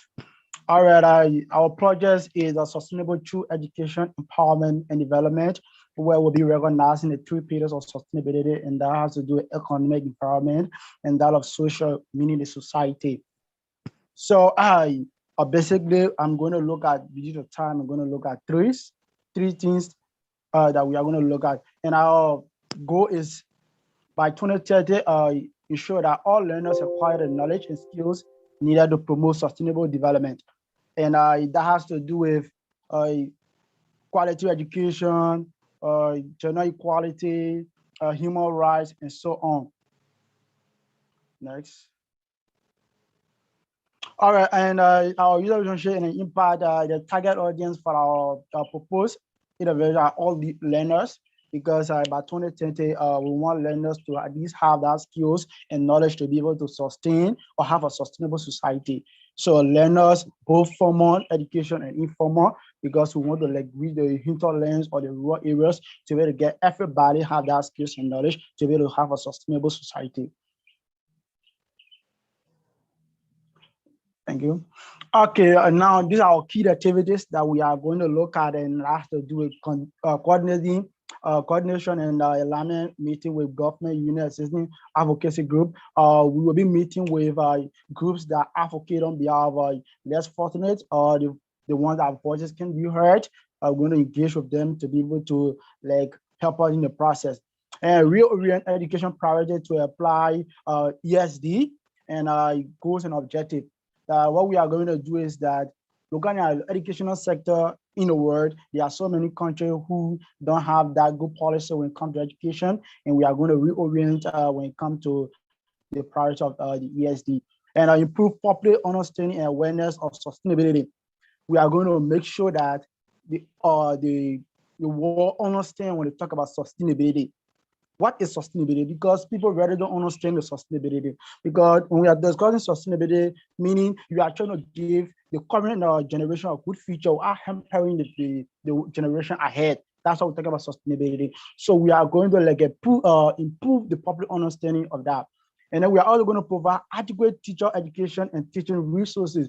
You know, teachers don't have the resources or the best resources to give material to students. That's been about students not having the right information. They don't have the information because there's no resources like Liberia. You find out that the libraries are not enough, they are insufficient. There are few libraries, so students are not having enough teaching resources, including teachers. Thank you. And then development of contextualized education material in collaboration with local teachers, prefer using related material and local language better comprehension. We cannot do this without teachers, because when you talk about learners, you talk about teachers. Teachers are informed about sustaining education or quality education. So we are going to get with local teachers with globally and be able to have a contextualized educational policy to be able to at least implement this goal by 2030. And then we're going to implementation and facilitation of webinar, workshop, lectures, symposiums on sustainable development. Because as done, we are having workshop. Workshop will enable us to meet local leaders, local youth groups, to be able to at least get the message to them and be able to improve their education when it comes to sustainable development. And then we are going to integrate the principle and value of sustainability in the context of education training with focus on the process of curriculum sustainability. We are now only looking at sustainable development, but we are looking at it from all aspects, wherein there will be more focus on curriculum at schools, because as long as there's no good foundation for children, there'll be no further good approach when it comes to education. So we are going to look at curriculum sustainability. And then next is we are going to reinforce the capacity of teachers and educators, enable them to exercise their professional practice effectively in the framework of education for sustainable development. Look, there are so many teachers now found because there's no job globally, like the local unemployment rate provided by youth opportunities. So they just want to enter into the teaching fees without giving the material needed to children. While there are other people who have the professional capability to give the material and they are not having that job because it says less pay, especially so many countries don't pay teachers sufficient money. So we are going to revisit them and be able to reinforce so that I can be able to come on board to be able to get students or learners the best education they deserve. Organize community dialogue, school debate game, community awareness, and so many. Now we are going to create debate in various countries, like debate for Africa, all of the continents involved. And we are going to get to that debate the argument through that so many students can learn, because you have to get to the student to what they like or what they love, and the message can go across. Next. All right, and our key resources, experts on sustainable development and education to serve as a resource person and consultant in the development of borders, instructional materials. Meaning we are going to get to experts who have vast knowledge when it comes to sustainable development to help in preparing materials to meet students, teachers, and all our learners so that they can be able to. And we are also going to meet youth leaders in community. We are going to meet school leaders, local government leaders. The reason we inserted school leaders is because we're going to get council government. As when you get the student, you can be able to. Last 2 minutes. Okay, no problem. Next. Okay, now our key partners is our Global Online Youth Education Summit, the whole team, and we are expecting the team to work with us. Akasha Charitable Trust, UNESCO, local schools, advocacy group, youth-led organization. We all focus on youth because these are the best natural resources of every country. And our engagement participation, we're going to establish a partnership with local youth organizations and leaders to ensure that long-term cooperation and continuation of the project, because there's a project that we intend to achieve at 2030 and as far as 2050. So we are going to engage with local organizations, provide incentive for professional development through certificate of participation in different activities. We are going to give certificate to various groups or various leaders who are going to immensely contribute towards the achievement of this goal by 2030. Provide hackathons for solutions from local government and that of institutions. Next. Okay, now this is our project, sustainability through education, empowerment, and development, looking at the 3 key pillars, and that is economic, society, and that of environment. Thanks to all of the group members who work with us to make this day a great day. And to Jason, I say bravo, you did well in putting this work together. And to all of the group members, I say thank you. And to the Hackathon family and to the art family, I say thank you very much for listening to our presentation. Thank you, team number 12, and thank you for your presentation. Now I will call upon team number 13. Are you ready with your presentation? Yes, we are ready. Yeah. Zed, please do the honors. 1 second, please. Sure. Yes, we're ready to go. Can you see the screen? Yeah, we can see your screen. So, good evening, everyone. Go ahead, John. Your time starts now. Good evening, everyone. Mabuhay. I'm Charles Junbado, and I'm from the Philippines. And tonight, I'll be going to present to you our hackathon solution proposal, and our company's name is Hope International. Next slide, please.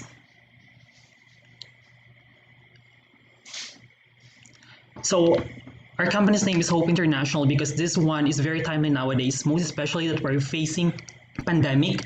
All countries across the world needs hope. So we need to break barriers and share and shed light of hope to each and everyone. So our mission is to promote equitable knowledge and skills for learners and to promote sustainable development, while our vision is to ensure quality education for all by 2030. And as we go along with our discussion, I can assure to you that we could be able to realize this mission and vision. Next slide, please. So our insight talks about how the current generation plays a very important role in the upliftment or the development of our country or the world and in the attainment of sustainable development. We in our group firmly believe that the current generation indeed plays a very, very vital role. That's why it is a necessity for all of us to teach our youngsters, our young kids engage them, encourage them to share their knowledge and be equipped with skills and be more literate and globally competent or competitive rather. Next slide, please.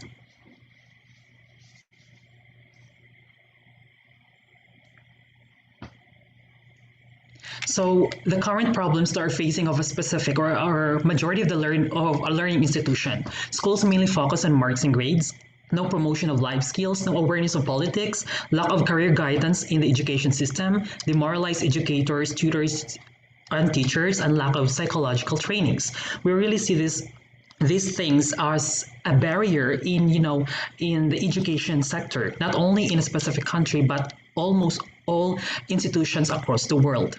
Next slide, please.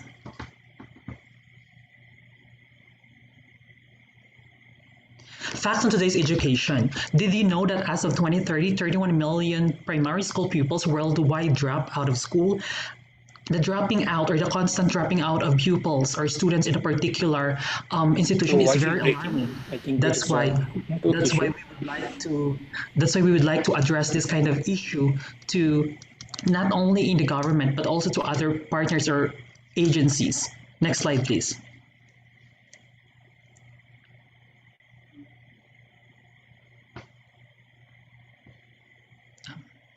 Next slide. Okay, women who are also less educated are having more children. Why? Because they don't have that enough knowledge. They do not have that enough learning about how to avoid premarital sex and teenage pregnancies. Moreover, they are also involved in HIV or AIDS. That's why in order for us to attain sustainable development, we must first teach our young kids about necessary precautions on how to take good care of their self, at the same time personality development. Next slide, please.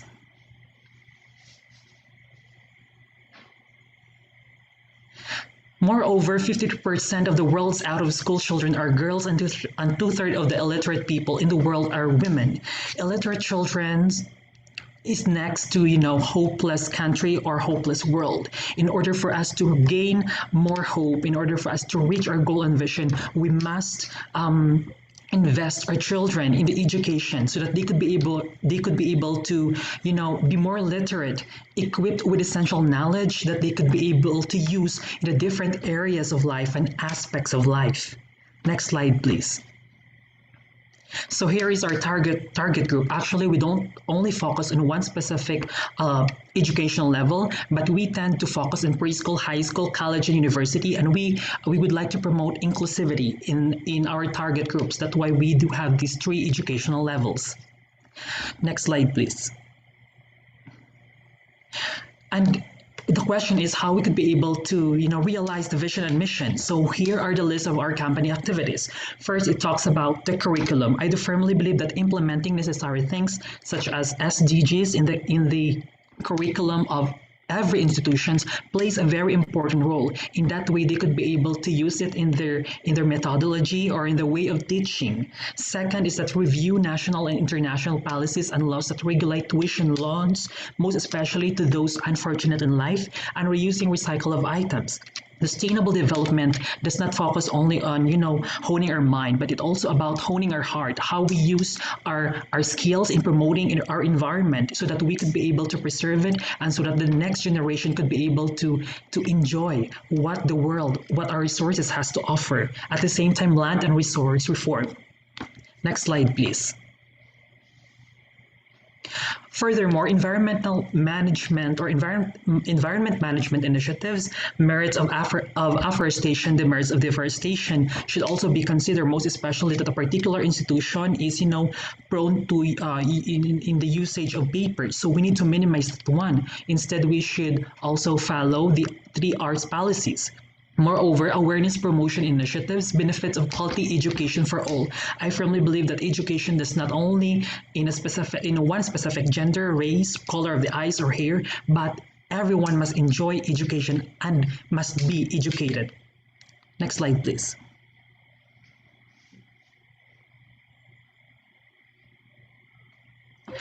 Moreover, we would like also to have online human rights advocacy because majority of our learners tend to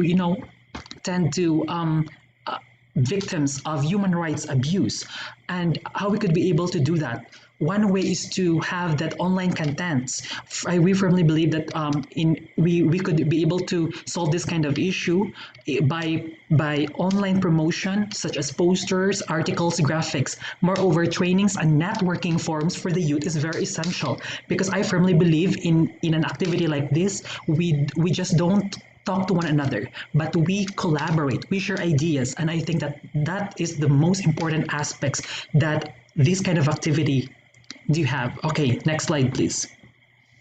Team number 13, you are done with 6 minutes and left with 2 more minutes. Okay, so next slide, please. We're going just to share our partners. Zed, next slide, please. So our source of funds. So yeah, our possible partners. So we have the respective governments, such as the local government unit, such the grassroots. We do have also the UNESCO, the UNICEF, the Peace Dion, the UNDP, the Juji Foundation, and educational institutions. Next slide, please. Ladies and gentlemen, these are the presentation of our group 10. I hope that you gain knowledge on our presentation, and sorry for, if I need to talk fast, because we are very much limited in time. So thank you so much for listening. Again, I'm Charles Junbado from group number 13.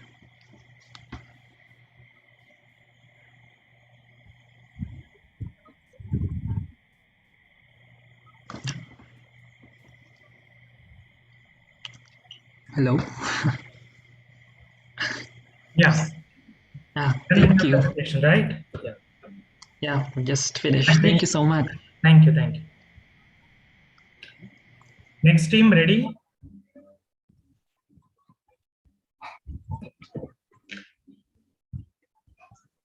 Next team. Who's the next team? Is it 16? 13 is done, right?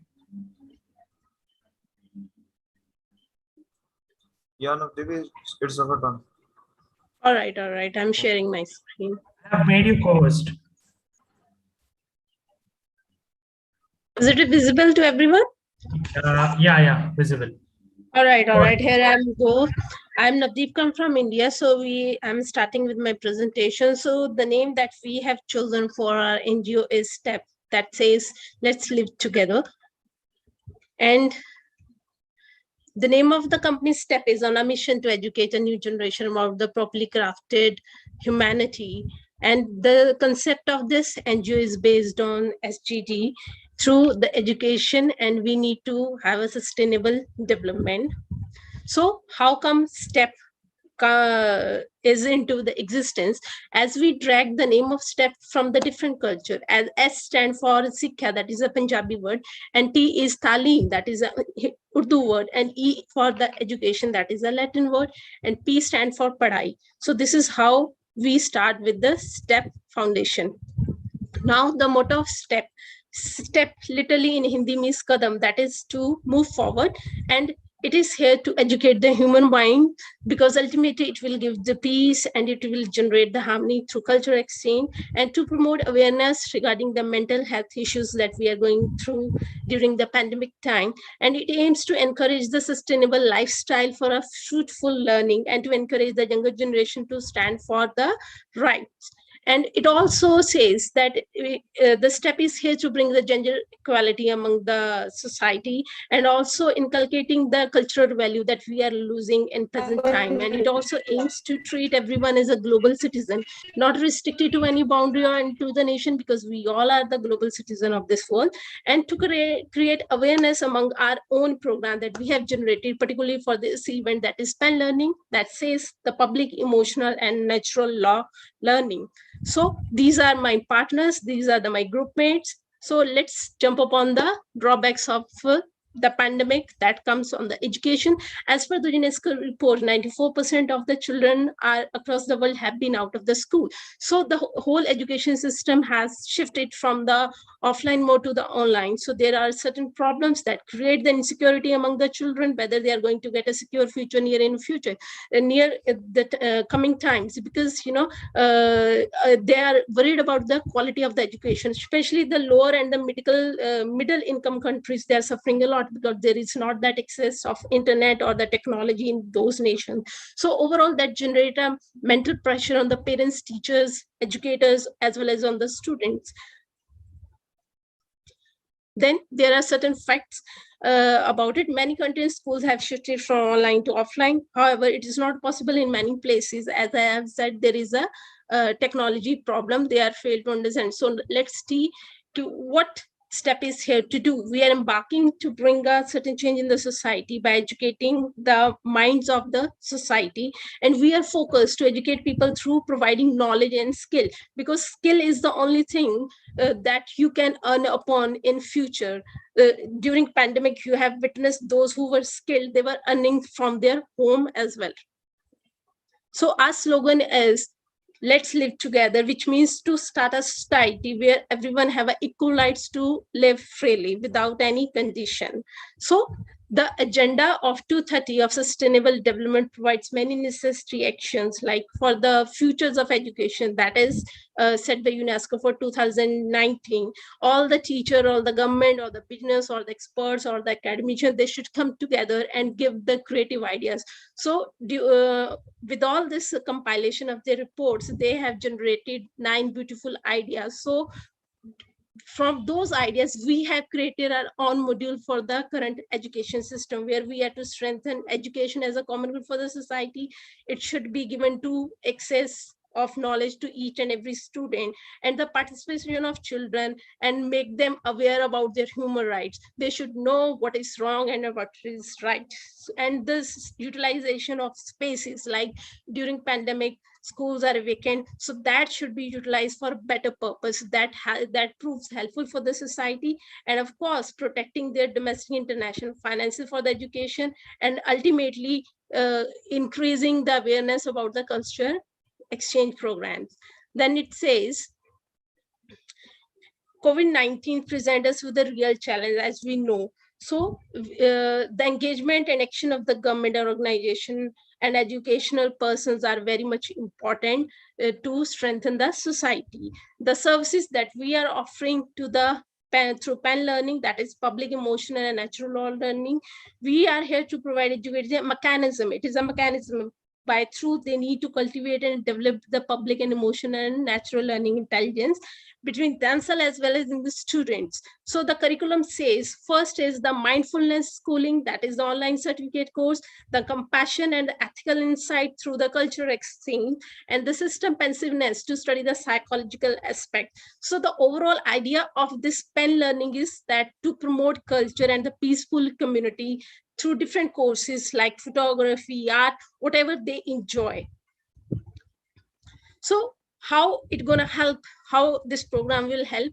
So it provides educators a developed psychological stage that consists easy to implement lessons, conceptual framework, right? The resources for educator preparation and development, and ultimately it will support the students' well-being. So here is my business model. So STEP is going both ways. It is a profit-based program where we are offering workshops, training, and we are also dealing with certain social issues. And as an NGO, here we are going to, indulge ourselves to the rural section of the society, because urban people are still, quite accessible to the technology. But in rural areas, there is a certain problem. They are not able to, get friendly with the technology part. So we are going to cover all this.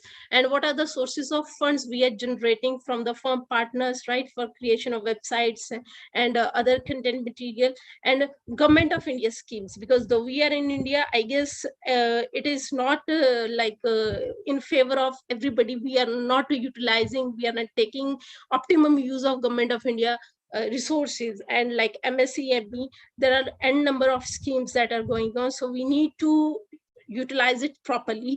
And obviously the national level expansion we need through government of India, we can reach to any of the country, and we will get the exposure to the new initiatives also. And at the international level, like UNICEF is there, UNESCO is there, UNDP is there, so we can indulge with them for the new programs or the new initiatives, so that will make this NGO more aware about the current issues, and ultimately raising fund through the public sources.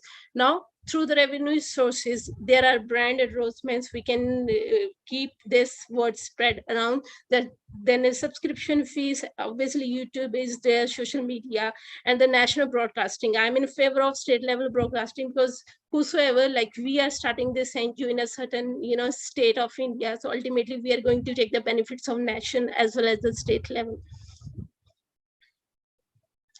And like for the social service plans, we have, like, it is to strengthen the education as a common good, like offering the online offline courses. Then ultimately we are also going to serve the weaker section of the society. The very important thing why we all people are here is to value the teaching profession. The teachers collaboration should be there at the national and the international level.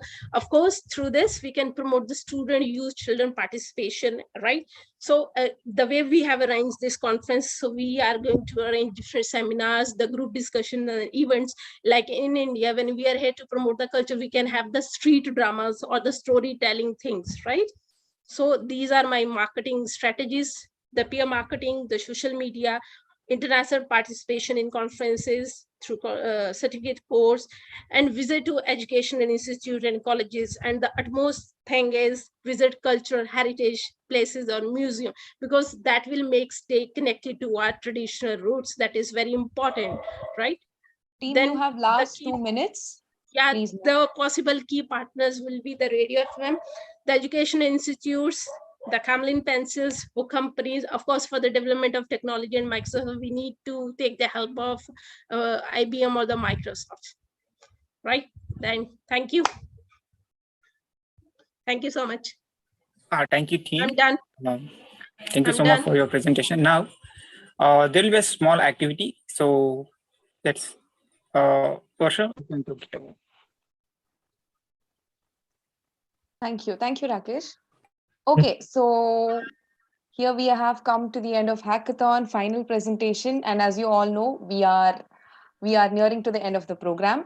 So before winding up, or before officially coming to the valedictory program, here I am with a small activity and the last Varsha, activity. please take it over. Hello, am I not audible? Yes, you are audible. You're audible, Varsha. Okay. So yeah, so this is the last activity. Okay, and this activity is very simple. All we have to do is I'll be asking you to describe Global Online Youth Education Summit 2021 in 3 words, just 3 words. So you can tell like it was superb, fantastic, educative, whatever 3 words just pop into your mind when you hear what was GoYes 2021 for you. So speakers can raise your hand and maybe you can tell those 3 words, or you can put it in the chat box too. So, okay, so we have lots of people raising our hands. So let's go one by one. Okay, so Wisdom Tokame. Those who want to speak, please turn on your video, or else it's not possible for us to put them on spotlight. Yes, there is one person here. Yeah, so Chandip Vasa Courage. Can you describe 2021 in 3 words, please? It was amazing. Okay, amazing. Okay, it was amazing is your 3 words. It's done already. Okay, great. Thank you. Thank you so much. Hold on, man. Okay, so the next delegate. Everybody please switch on your camera so that you could be put on to spotlight. And we wish to take more of delegates so that everybody tells their opinion. Okay, so yeah, Carlos. Hello. Hello. I would say it was inspiring. It was educational. Okay. And definitely it was. Oh, I mean, I have used many words, but educational, amazing, and inspiring. Yeah. Thank you, Carlos. Okay, we have so many hand raises as well as so many things coming up in chat box. Educational, insightful. Okay, Usain on now. I'm taking some new faces. So Yeah. sorry, because we wanted to. Thank you very much. Am I audible? Yes, you are clearly audible. Oh, I'm really grateful for this opportunity which you guys have given me. I would say that this global online education youth summit and actually global online youth education summit 2021 has actually been educative, Oh, say focused. one point. You have to describe it in 3 words because you will be given a chance. 3 words. One word is educative, 2 is focus, and 3 is mind shaping. Thank you. Thank you. Thank you so much. Okay, we have our next speaker, Benjamin. If I spell it right. Hello, yeah. Fantastic, empower, and educated. Great. Thank you. Thank you so much. Okay, we have next one. Our next delegate is JNC. Thank you. Yeah. I would say that the session was informative, transformative, and affordable, more affordable. Great. Thank you. Okay, we have Subramanya. Subramanya, you're on mute. Sorry. It was great education and very informative. Thank you. Thank you, Subramanya.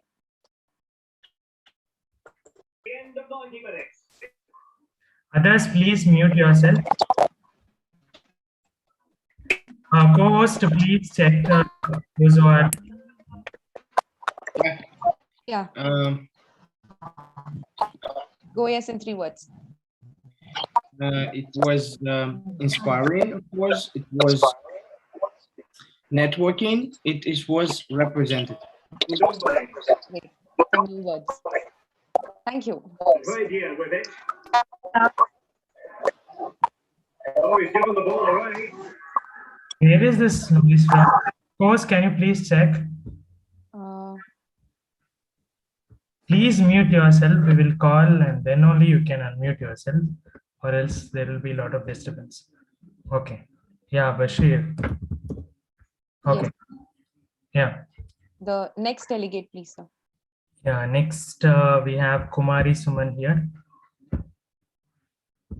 Okay. Yeah, Kumari Suman. It's amazing. Okay. And adorable. Thank you. Thank you, Suman.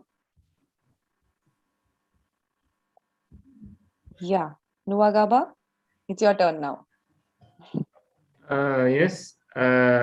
For me, the summit has been exciting. 3 words. It was demanding, and it was also insightful. Thank you. Thank you, Nuwagaba. Rabiatul? Hi. Hello. So Goya's in 3 words. I would say expert. Okay. Detail oriented. Okay. And amazing. Thank you. Thank you. Dilhara?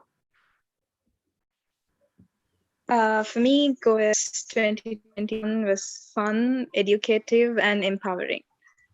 Thank you. Thank you so much. Thank you all. Thank you. So now we'll move into the valedictory program of this day. I have something to say. Okay. Who's that? Hari from the Gambia. Yes. I'll say GoES in 3 words. Okay. Well structured, insightful, and worth attending. Thank you. Thank you so Thanks much. for organizing, everybody. Thank you. Bye. Okay, so we all are ready with our traditional attires for the valedictory function. So I'll hand over the session to Meghna. Meghna, the session is over to you. Yes. Hello, everyone. Am I clearly audible and visible? Yes. Yes, Meghna. Okay. Thank you. Shall we start? Yeah. Hello everyone, this is Meghna Bhatt. I'm another member of Akanksha Charitable Trust. So as we come to the last part of GOES 2021, I'd like to tell you a bit about us and our partners for this event. So ACT, Akanksha Charitable Trust, is basically a group of young minds. Most of us are students, many are teachers, and there are other people who work in various professions who came together with one vision.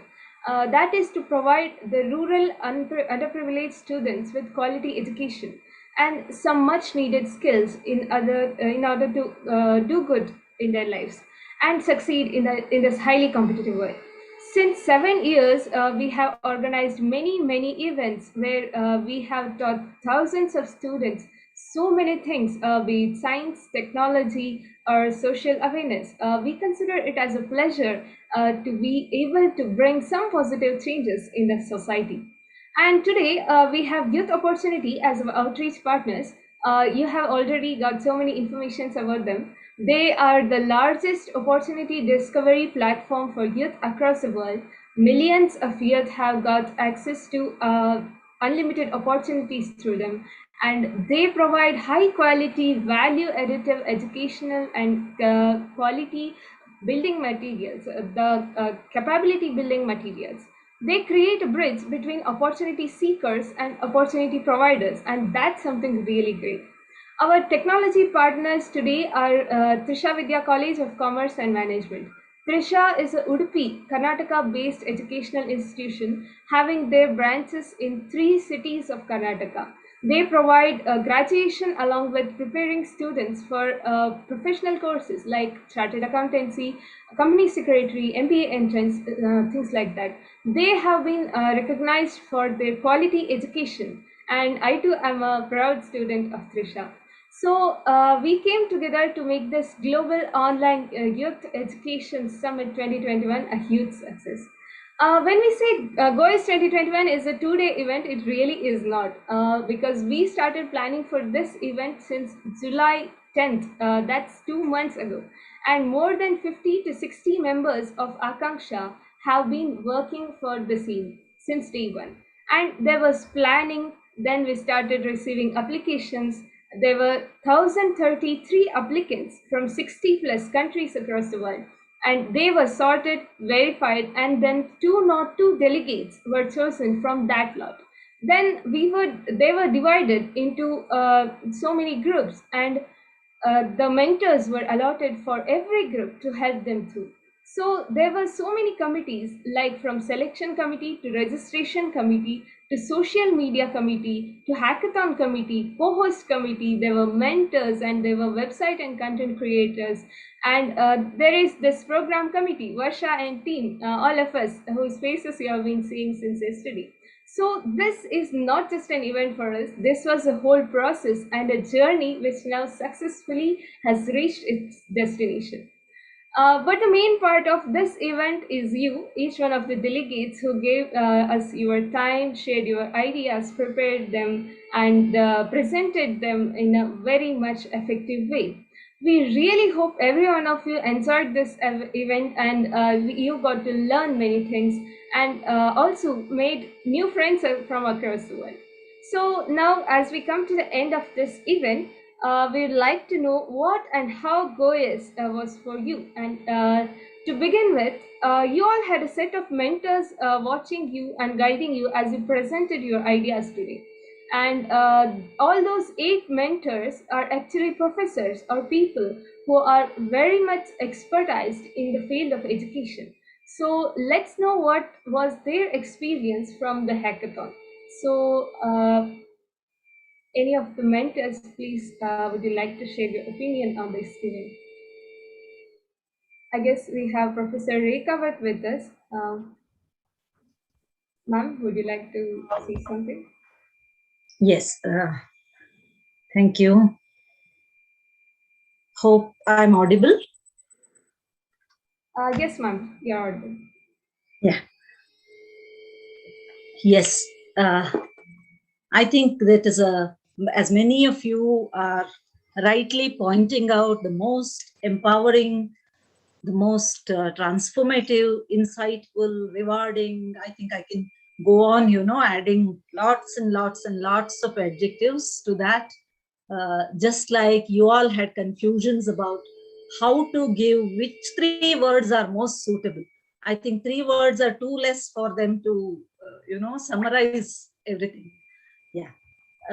Go, yes. I think that itself is enough powerful to hold everybody together. I wish to congratulate everybody at the outset. A very warm greetings to all of you. Several of these presentations, mainly let me focus on the presentations because that is what all of you as delegates were responsible for. From mental health, because that comes to me the first thing that I heard, the first project today, and whatnot. You are all aware of so many different, innovative, creative, very much attainable, brilliant ideas that were presented. When we come to SDGs, yes, I may be looking at your, tremendous research that you all have done. I feel so many new insights and thoughts that you have contributed to my little knowledge today. As young leaders, it is so very pertinent, very, very extremely essential that the youth today are, they have to be informed, they have to be engaged, they have to be empowered, and that whole thought to be enforced into action. For all this, such kind of visionary activities, I would call, is very, very important. When UN put forth this idea, probably, I'm not sure whether they had this kind of very interactive and active sessions in mind, but yes, thanks to Team Akanksha for all these very, very engaging activity they have been always into. So youth definitely are to be empowered by providing experience and exposure. And I would deem that this one particular event is very much successful in doing that, attaining that. So my sincere appreciation to all the young minds here who have taken keen interest in concentrating and conceptualizing these projects and presenting these business models.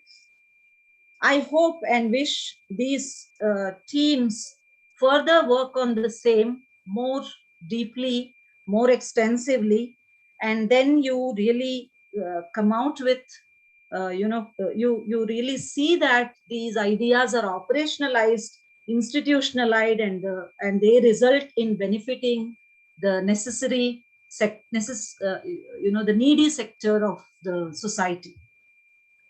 What is most appealing to me is that so many youngsters around the world wish to do something for the society.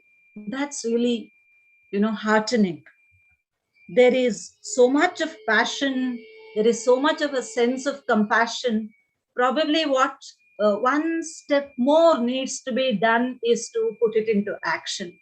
So when I'm waiting for the day when all of you get into really, the action. At this age, all of you are youngsters, much, much younger to me, definitely.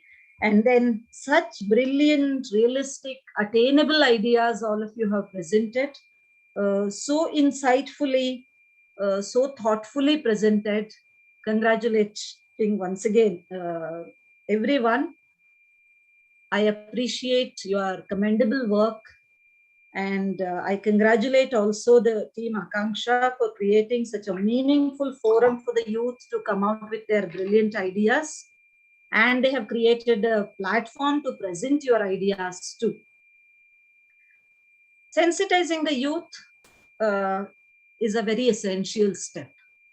And that is a step I would deem towards the progress of any society. And watching some of the events that Team Akanksha has been conducting, I would say that they are really committed to this goal of sensitizing the youth, which is a very, very essential step towards progress. Before I close, dear delegates, each one of you have a spark in you. I'm not just telling this as a customary talk at the end of it. I feel I'm convinced of that. And a very, very high potential to innovate. Each one of you definitely have. You have a spirit to work collaboratively, which you have really exhibited today, illustrated today. You have the stamina to be sustainable, as Meghana just mentioned, so many days back, this work has started and all of you have sustained it and then successfully have done it. And definitely the last but not the least, as the cliche goes, the energy to, bring all your thoughts into action. Definitely you have shown that into your presentation. Please do not treat this event or as it concludes today. It doesn't.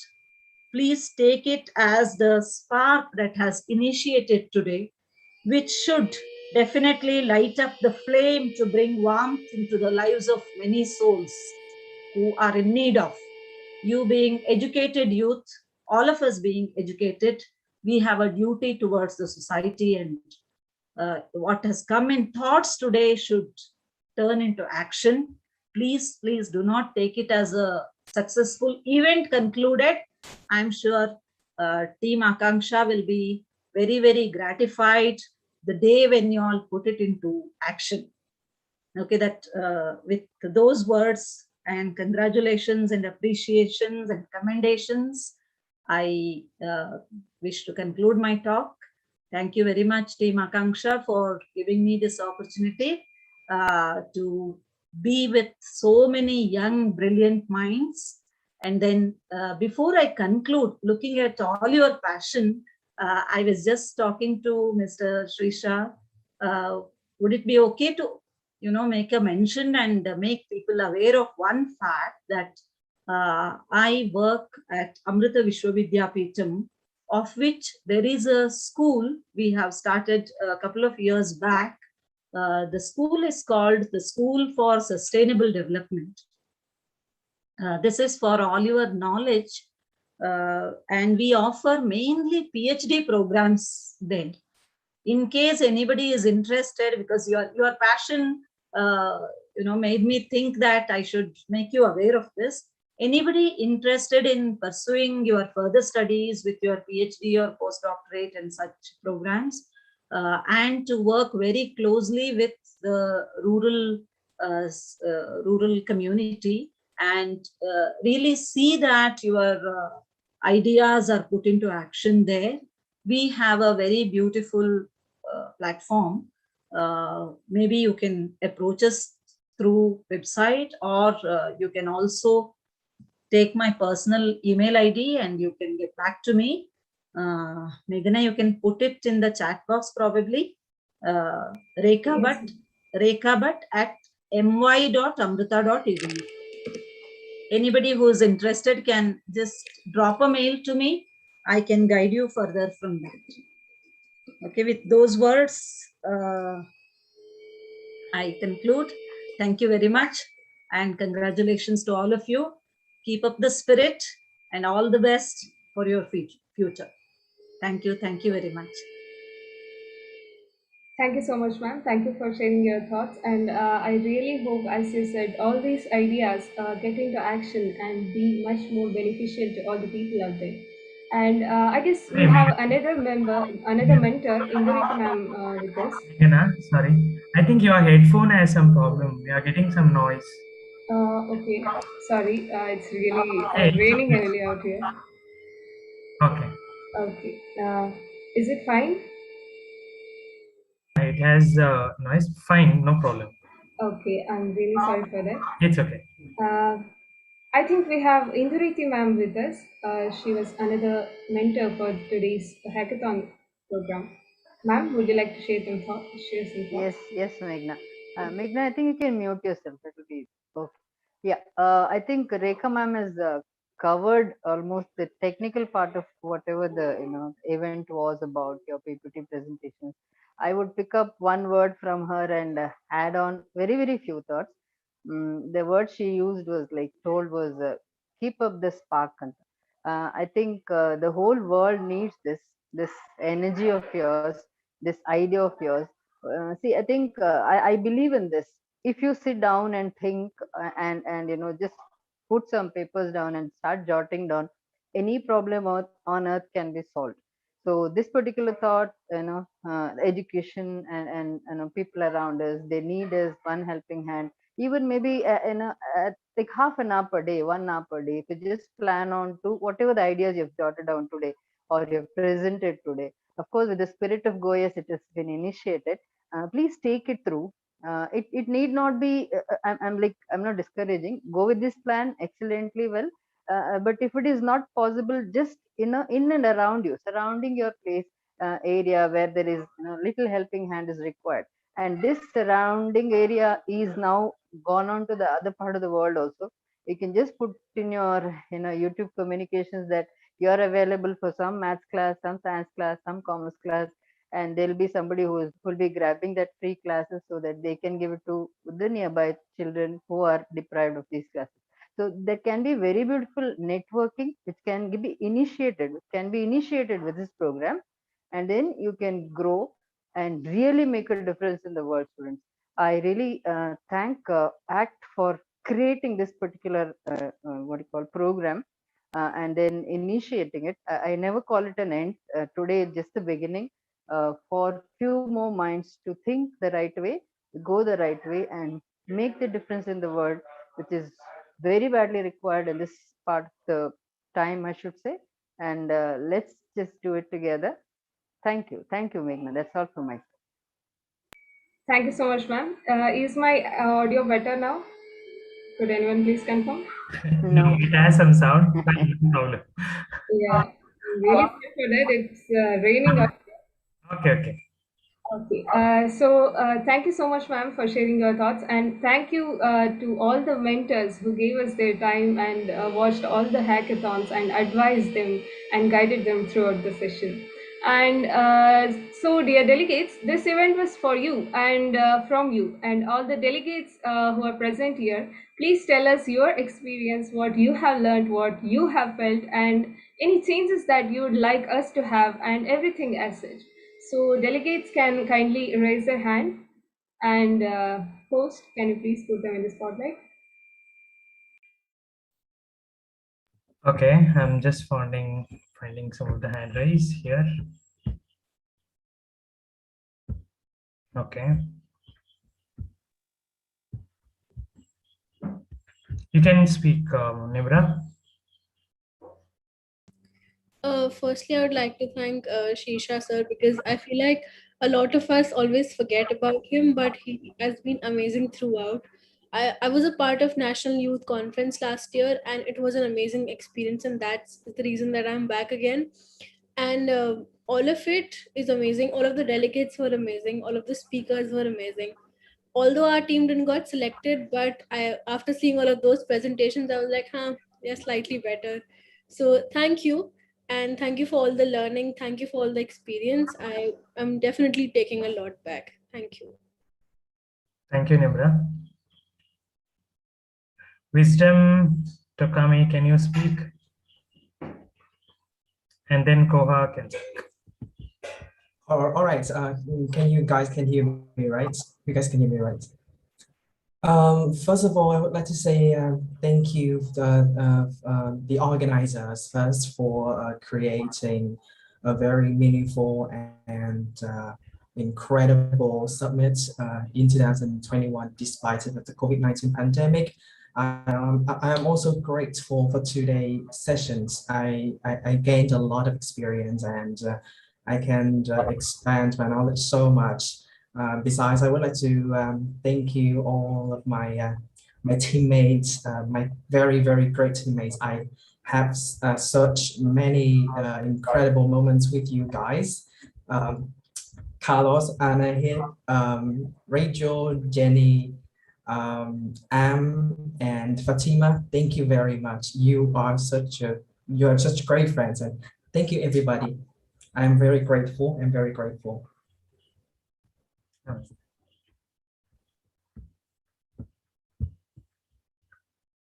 Yes, you can speak. All right, hello everyone. It has been a wonderful journey since yesterday. I'm so excited. In fact, this is one of the best summits I've ever attended. I hope I'm audible enough. But I mean, So, yes, I would like you're to, audible. okay, I would like to appreciate FNCHA Charitable Trust for this amazing summit. It's really a nice one. It's a mind blowing, and it really shows that youth are not what we think of. I think with our activities and actions, we can make the world better. With all this that I've experienced today, I can see that we are all creative. Though my team wasn't selected, but during the course of the presentation, I said, wow, this is awesome. I enjoyed it and I love it. Thank you very much for this wonderful summit. God bless you.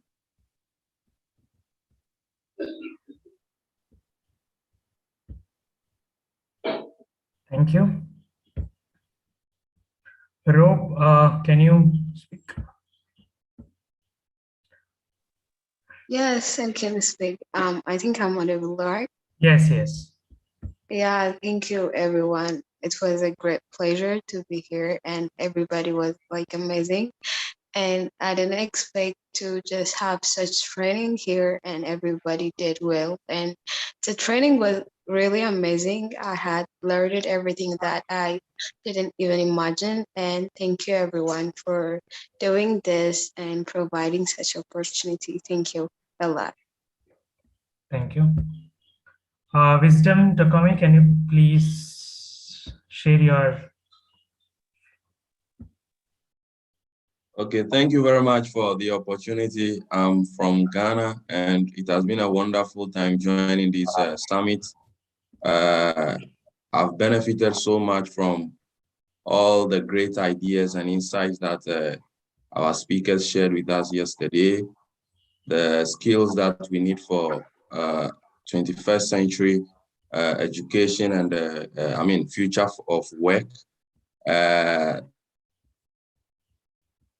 The insights that were shared on how we can make education future relevant, focusing on the ideas of autonomy, of connections. And I mean, it's been a nice time being here, and the participation in the group work and all the contributions we made. I put an appeal in the chat box. I don't know whether the various ideas that people have shared there.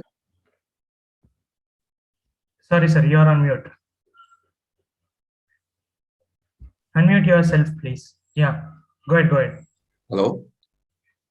Go ahead. So I put an appeal in the chat box, and I don't know whether it can be considered, and it is about whether it will be permissible to share with us the brilliant ideas that the various groups have put together. I mean, it can inspire or kind of give us an opportunity to refine the various ideas that some of us have put out there. So thank you for putting this together, and it's been a great time being here. Thank you so much. Thank you.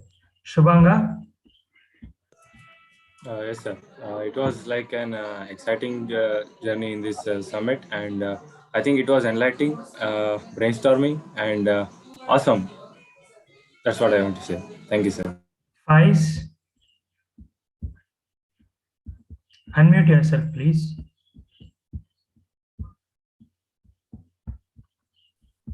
Hey everyone, first of all, I want to thank Team Goyas, and I really did learn many things. Actually, I'm from Afghanistan, and as everyone of you know, nowadays our real fight or real war is against ignorance, and we are the people who, my nation is the nation who really needs education. I saw all the presentations and each and every ideas in which you guys put effort and you like work hard on these projects. I really learned many good ideas, and I wish I will work on these ideas to work in education in Afghanistan. And thank you so much, Team Goyas, from your efforts, from your hard works. Thank you. All the best, Faiz. Thank you so much. And we have last two delegates here. Subramanya, you can share, and then Rupkata. So, hi, hello, namaste, ellarigu. So, one of the things which I'd love to say in my Kannada, so it's a mother language. So, basically, the team Goyas has really done a wonderful job. The way they presented with each and everything, the team, you guys did a very great job. Great kudos to your team. So, I learned many things. Still, I'm in learning in process. I have learned many things from the summit and all. So, thank you, one and all. You guys did a great job. I'm waiting for another sessions and all. Thank you. Rupkata.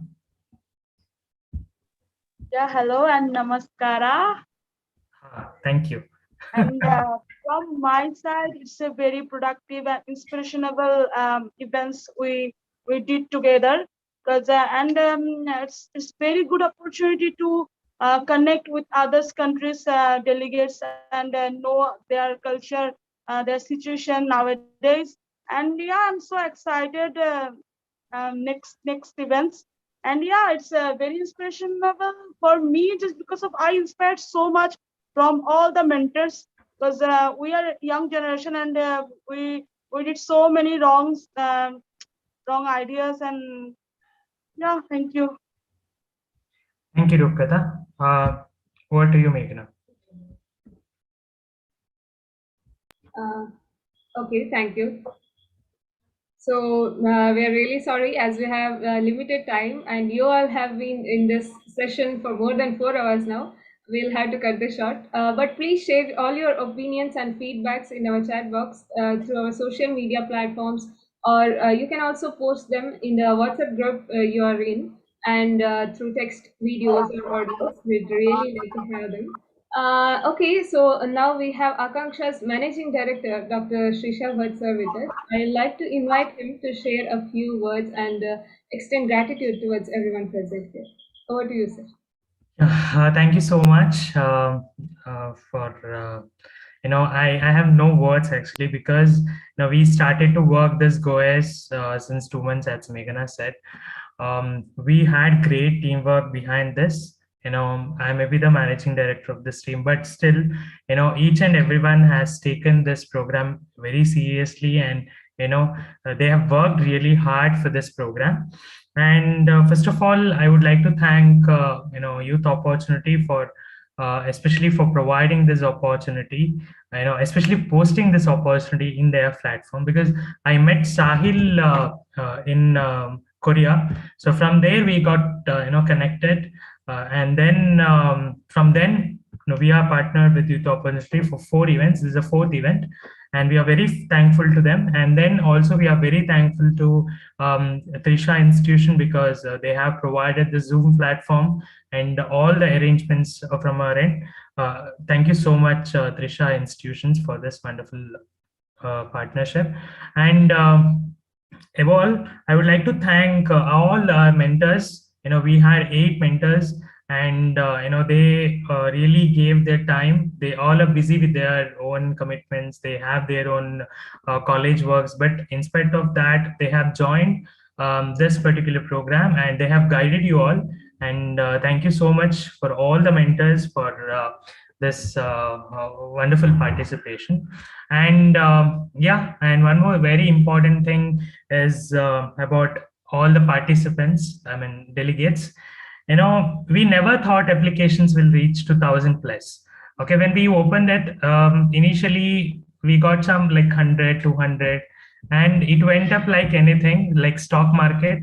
And then and after some time, we thought like, shall we end it? And one day actually we closed it. But we got so many mails saying why it is closed, last date is still 3 more days to go. And then we opened it again. So this is how we got the response. And we have an very small, especially we felt bad that we have selected 220 delegates, but at the end of the day only 146 or 150 delegates actively participated here. And we thought like at least we could have given this 60 and around 60 plus vacant seats to the deserving candidates, because we had so many applications left with. So we felt bad, but fine. We are very happy that those who have joined events, you have never missed even a single minute. You have been part of this goes continuously from I could see all the groups, because I'm the I am one of the admin to all the 16 groups. I used to get lot of messages in all the 16 groups, and you can just imagine my WhatsApp how it will be. It used to pop up so many messages every day and night. But still you all done great work, because and some of you have maybe thought why this hackathon. Okay, so I would like to stress this hackathon process. See, this is how Akanksha is born, and many of the organization will born in this same way. So that's why this Akanksha is has conducted this national youth conference, same kind of conference in national level. So from there one organization came up from this kind of hackathon. So it's called Tridhara. They're working for gender equality. So that's the ultimate happiness that we get. So after this hackathon process, you will definitely, you can start, as Rekha ma'am said, you can start on in your own way. You can start in your own community, or you can start your own international organization. That's how you can start your own NGO model. So thank you everyone for the active participation, and we will be sharing the feedback form in the group later, so we can share your feedback in the same in the same Google form or feedback form. You will have an option, like if you wanted to have a continuous touch with Akanksha in the coming days as a maybe as an online volunteer or as a global ambassador, you can definitely apply there, and our team will contact you, and that will be that's how we can communicate each other in the coming days. And also from this year, we are going to start a Act Changemaker community. So in Facebook. So this is a Facebook community that will be that we have opened today, and you can join there. You can invite your friends. So there you can post your achievements. They especially related to the society concerns, not about any political issues, not about any other or meme materials, nothing. Only related to your achievements, your work for the society. Everything can be shared there. You can you can invite any of your friends. So that's why we will post that Facebook link in the main group. You can do it. And as some of you said, we will be opening this group to all, so you can message there. You can, because we didn't make it open because you might miss some of the important announcements, or you might miss some of the important notifications there. So that's why we made that group as closed group. I think from this GOES and hackathon process, you have learned a very important aspect, that is teamwork. Okay, you all are from different part of the country, and you are sorry, world, and you have joined together to make better changes in education system. So that it says, so if there are so many problems in the all over in the world, but ultimately it needs to have some attention. So that's how this hackathon process will definitely help. So I am sure that each and everyone will definitely have searched something related to education today, and something related to Sustainable Development Goal 4. So that's the real success of this GOES 2021. So, and we will have GOES 2022. And I think we have Riata. Actually, she was a delegate last year, and now this year she was a mentor for GOES 2021. So that's how you can work with Akanksha in the coming days.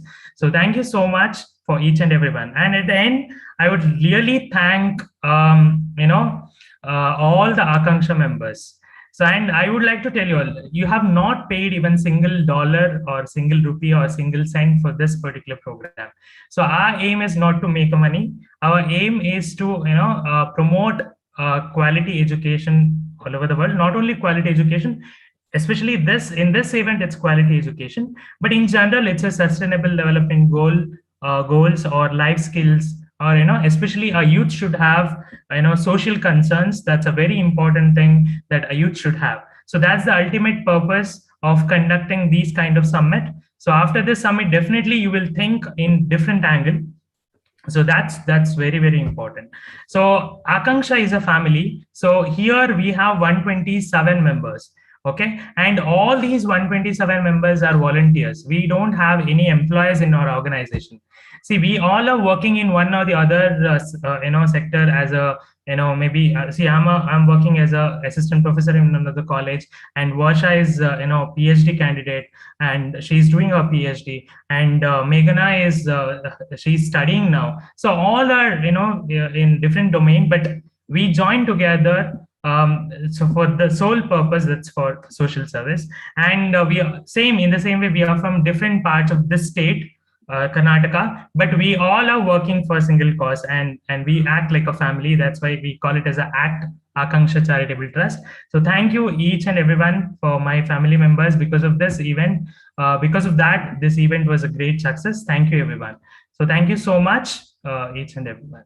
So let's meet again in one or the other platform. So don't forget to share your feedback. And if you are really interested, you can be a part of Akanksha. And also please join Facebook community as ACT Changemaker.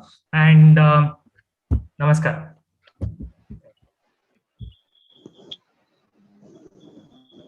Thank you so much, sir. And now we have a special announcement to make.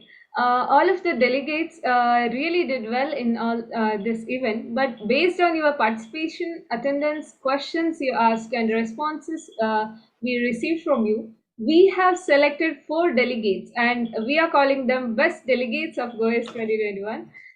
We have been observing you all since the day you joined GOES till now, and by considering everything, we have selected 4 people because it was really very hard to select 1 or 2. So any guesses about who that is?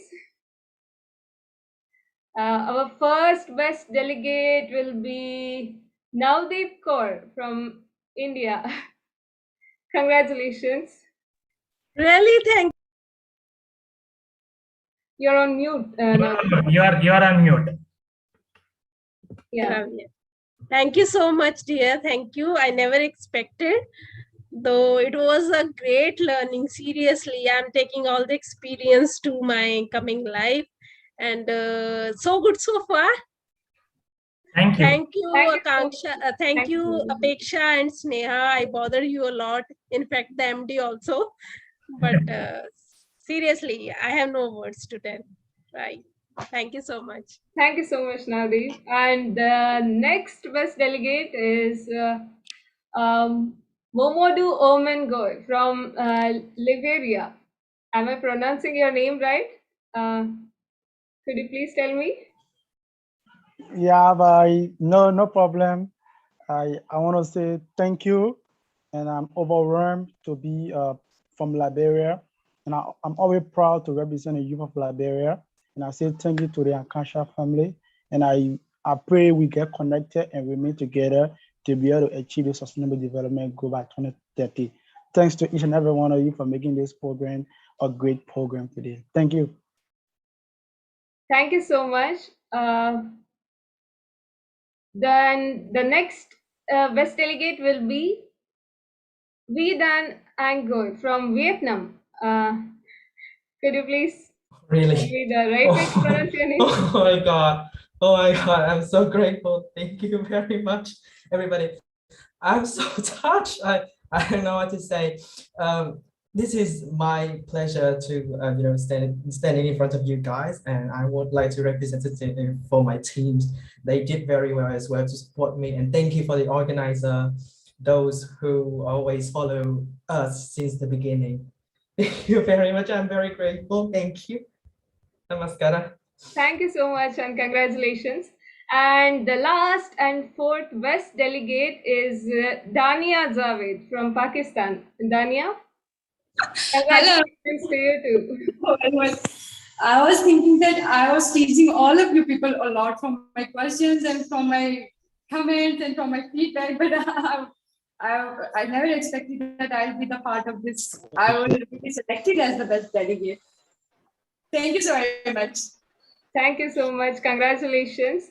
Congratulations to all four of you. And actually, all of the delegates were so active, thoughtful, and enthusiastic throughout the session. It was really hard for us to select the best among the group of best.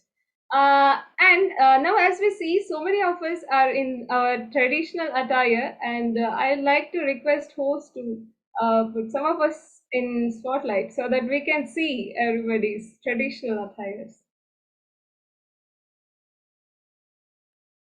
First, very interesting is Carlos.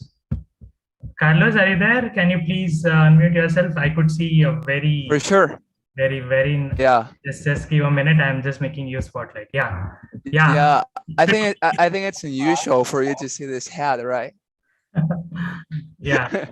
Well, but basically, I'm very quickly. This is my traditional costume. It's something very, very simple. Actually, it's just a white shirt. Is this well, I don't know how to call this, but this part of the cloth. And the most important part, obviously, is this hat. That in my language, it is named hat sao or sao hat. That basically means something that is stable, and it is made of polymer sheets. So as you can see, it's a very interesting hat. But yeah, thank you very much. I take the opportunity to express my thankfulness with Akanshka Charitable Trust and with all of you guys. Thank you. And next, who is there? I can't. Can you help me to find some of the person who are with? Sir Samuel. Samuel. Okay. Please turn out your videos, or else we will not. Just finding him. Okay. Samuel, I'm putting you on spotlight. Yes.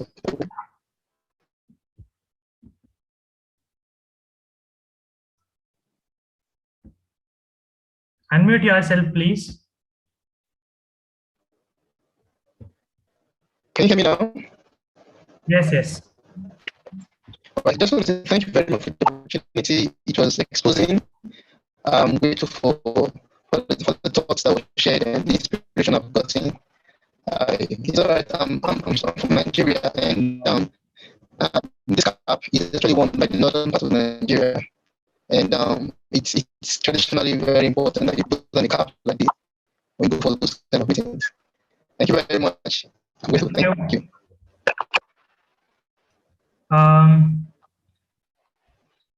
Momodo is ready. Hey, come. Come here. Oh, you went outside. Okay, let's find someone else. Oh.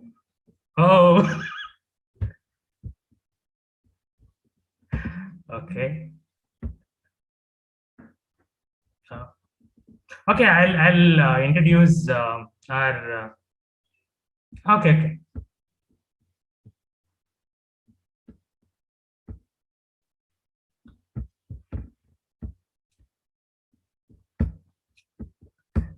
Shall I put some Akanksha members on spotlight then? I think almost all done from. Okay, so I'll post, I'll put Varsha Shetty on spotlight. Varsha, you can explain your attire. Okay, so this is the traditional South Indian skirt and blouse. So we call it, if we wear a shawl on it, it is called Langa Davni. So, and this is a traditional chain and the earring, which usually we wear for traditional pujas or customs. So this is the South Indian traditional. And yeah, there is another Varsha who's going to tell about the traditional Indian sari. So Varsha, over to you.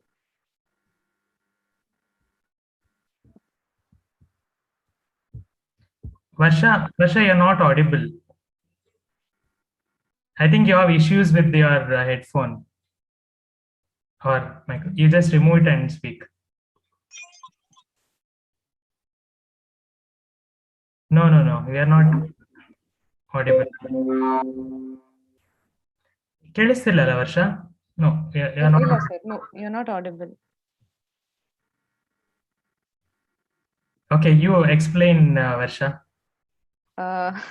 Okay, sari is the traditional attire of India and also neighboring countries like Bangladesh or Pakistan. We can see some of them wearing saris there too. So it's a 3 or 4 yard or meter cloth which is draped around, and it is beautifully worn in different styles. And if you just Google sari, you'll get a lot of different varieties and styles where we can wear. It is traditionally worn, yes, and also it is a symbol of Indian tradition, and it'll make any girl look beautiful. So Indeed, with for saris, I'm always like, I'm sorry I'm pitching in, but I have taken this responsibility, especially in North Indian and in the education field, that I wear saris almost everywhere. I have been wearing saris since the time I was 17, and in North India, it is not very considered very, very positive. They feel that we should wear suits and kurtas and everything. North India, that is more comfortable. But I have been wearing saris to all my conferences, all my educational setups. Even while in the conference, I was earlier wearing sari, just that it got open, so I had to change. So yeah, so the thing is, the saris are the best. It's the most comfortable and the airy thing, airy. And most, I think what I feel is, when you carry this, it's national pride that you are carrying. True that. Thank you, sir. Okay. Nahiri, can you explain about your traditional dress? Can you please unmute yourself? Sure. Thank you. So I am participating from Côte d'Ivoire, Ivory Coast in English, West Africa. And so this is a traditional cloth from my tribe, which is Bede, and we are located in the west side of my country. Thank you. You will. Momodu, can you explain about your tradition? Okay, yeah. This traditional attire is African made, to tell you that I'm an African, and then we from Africa would love to wear our own product. This is why I put this on. Okay. So Nitin and Bhargav, can you please turn on your video so that we can. Vivek. Me?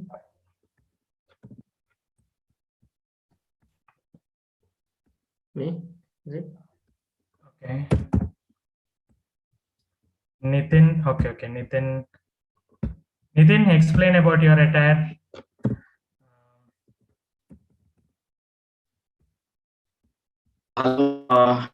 This is actually men's wear during the time of marriages or any traditional times in India.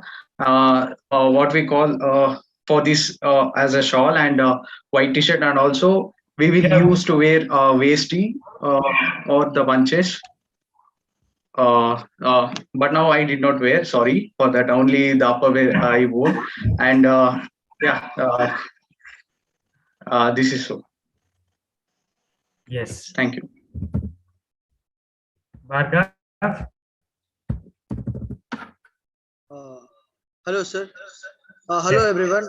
The dress I wear is called as kurta, and our beloved Prime Minister Sri Narendra Modi is the international brand ambassador for this. and this is called a shalya, a typical South Indian cloth which is worn on our shoulders. And wearing this shalya represents that you are somewhat a royal or somewhat a very majestic person in the society. So this is what my costume says. Thank you.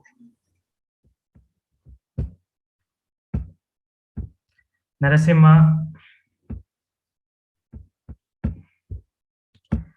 See, we all are with this costume. Sir, I think you should explain what you have worn yourself also. No, same thing as Nitin explained. So this is a shawl. Actually, this is a shawl of Assam. Actually, we have a state called Assam in India. So that's their tradition. They wear these kind of shawl. Oh, sorry. Sorry, your video is not visible. Not visible. Okay. Sorry, I am not in hot. Sorry. So just give me a second. I'm just.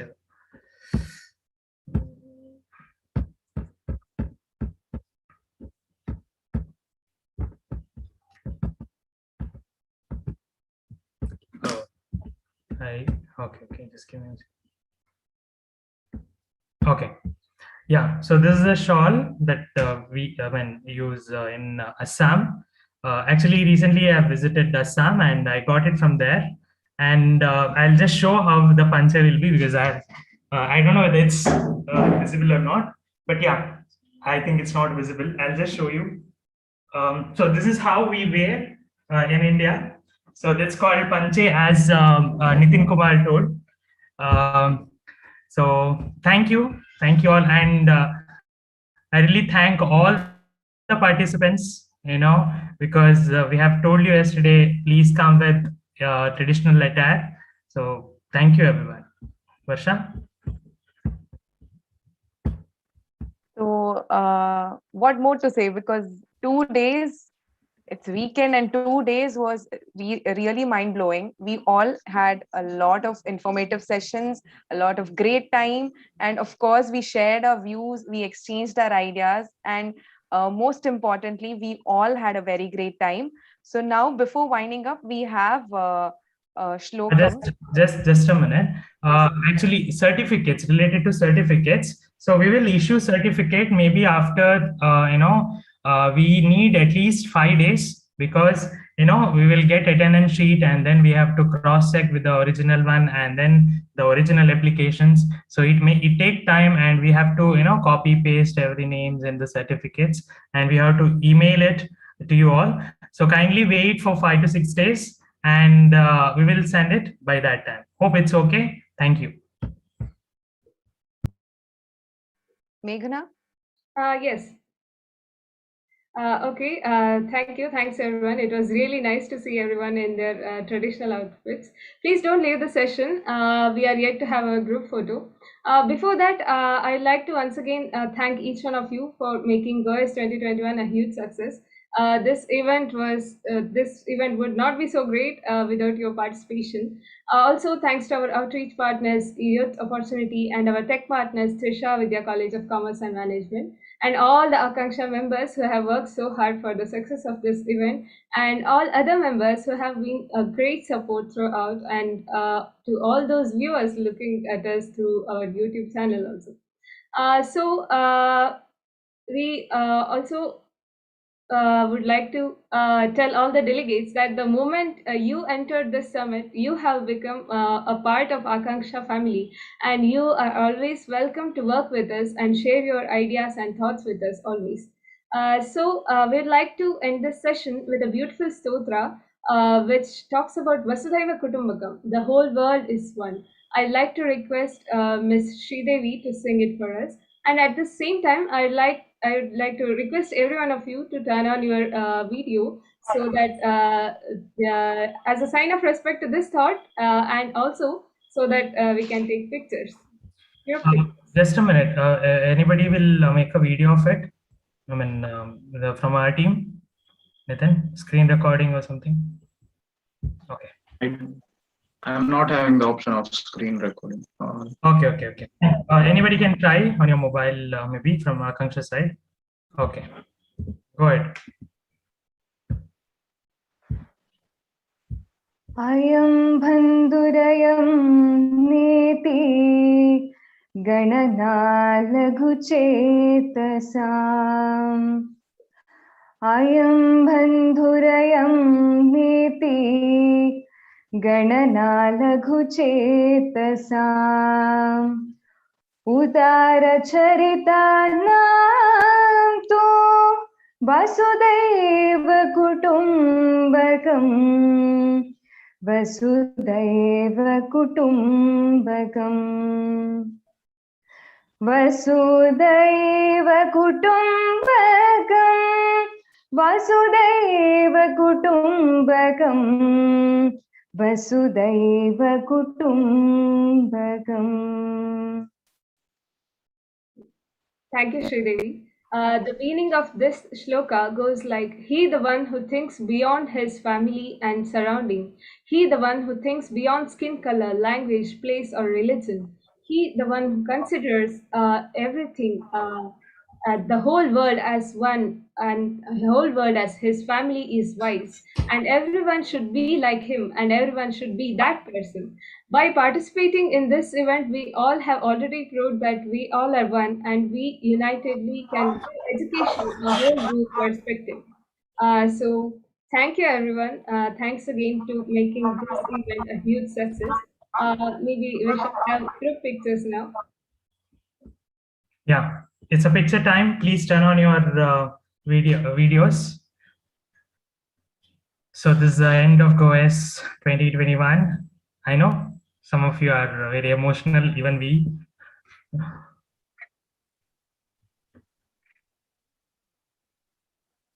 Nitin, will you take the pic?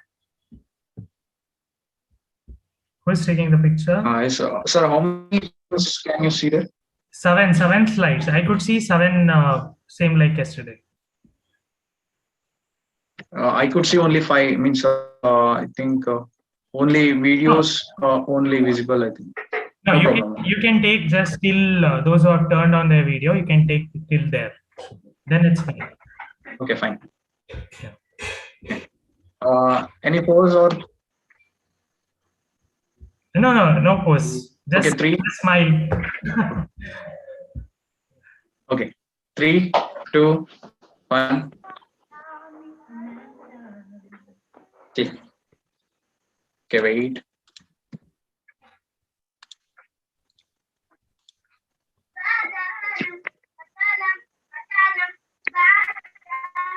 Oh. Please wait. Oh.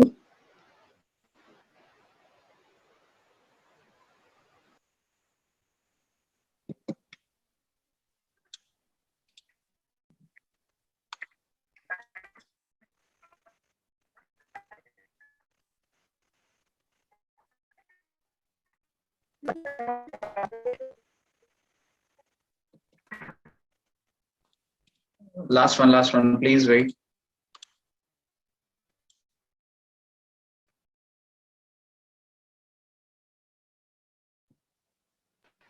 Oh. Sorry, last one. I'm not getting the picture because someone is someone are turning on and turning off. Screens are visible and going. Sorry. Okay, done. Yes. Yeah. Thank you all. See you again. Hope we'll get a chance to meet again. All the best. Namaskar. Thank you very much. Thank you very much. Okay. Thank you. Thank you so much. Thank you all. Bye. Thank you so much. Nice to meet you. Thank you very much. Assalamu alaikum, everyone. Thank you. Namaskar. Bye. Alaikum salam. Thank you, and see you next time. Assalamu alaikum. Thank you all. Thank you all. Alaikum salam. GoS We 2021. love it.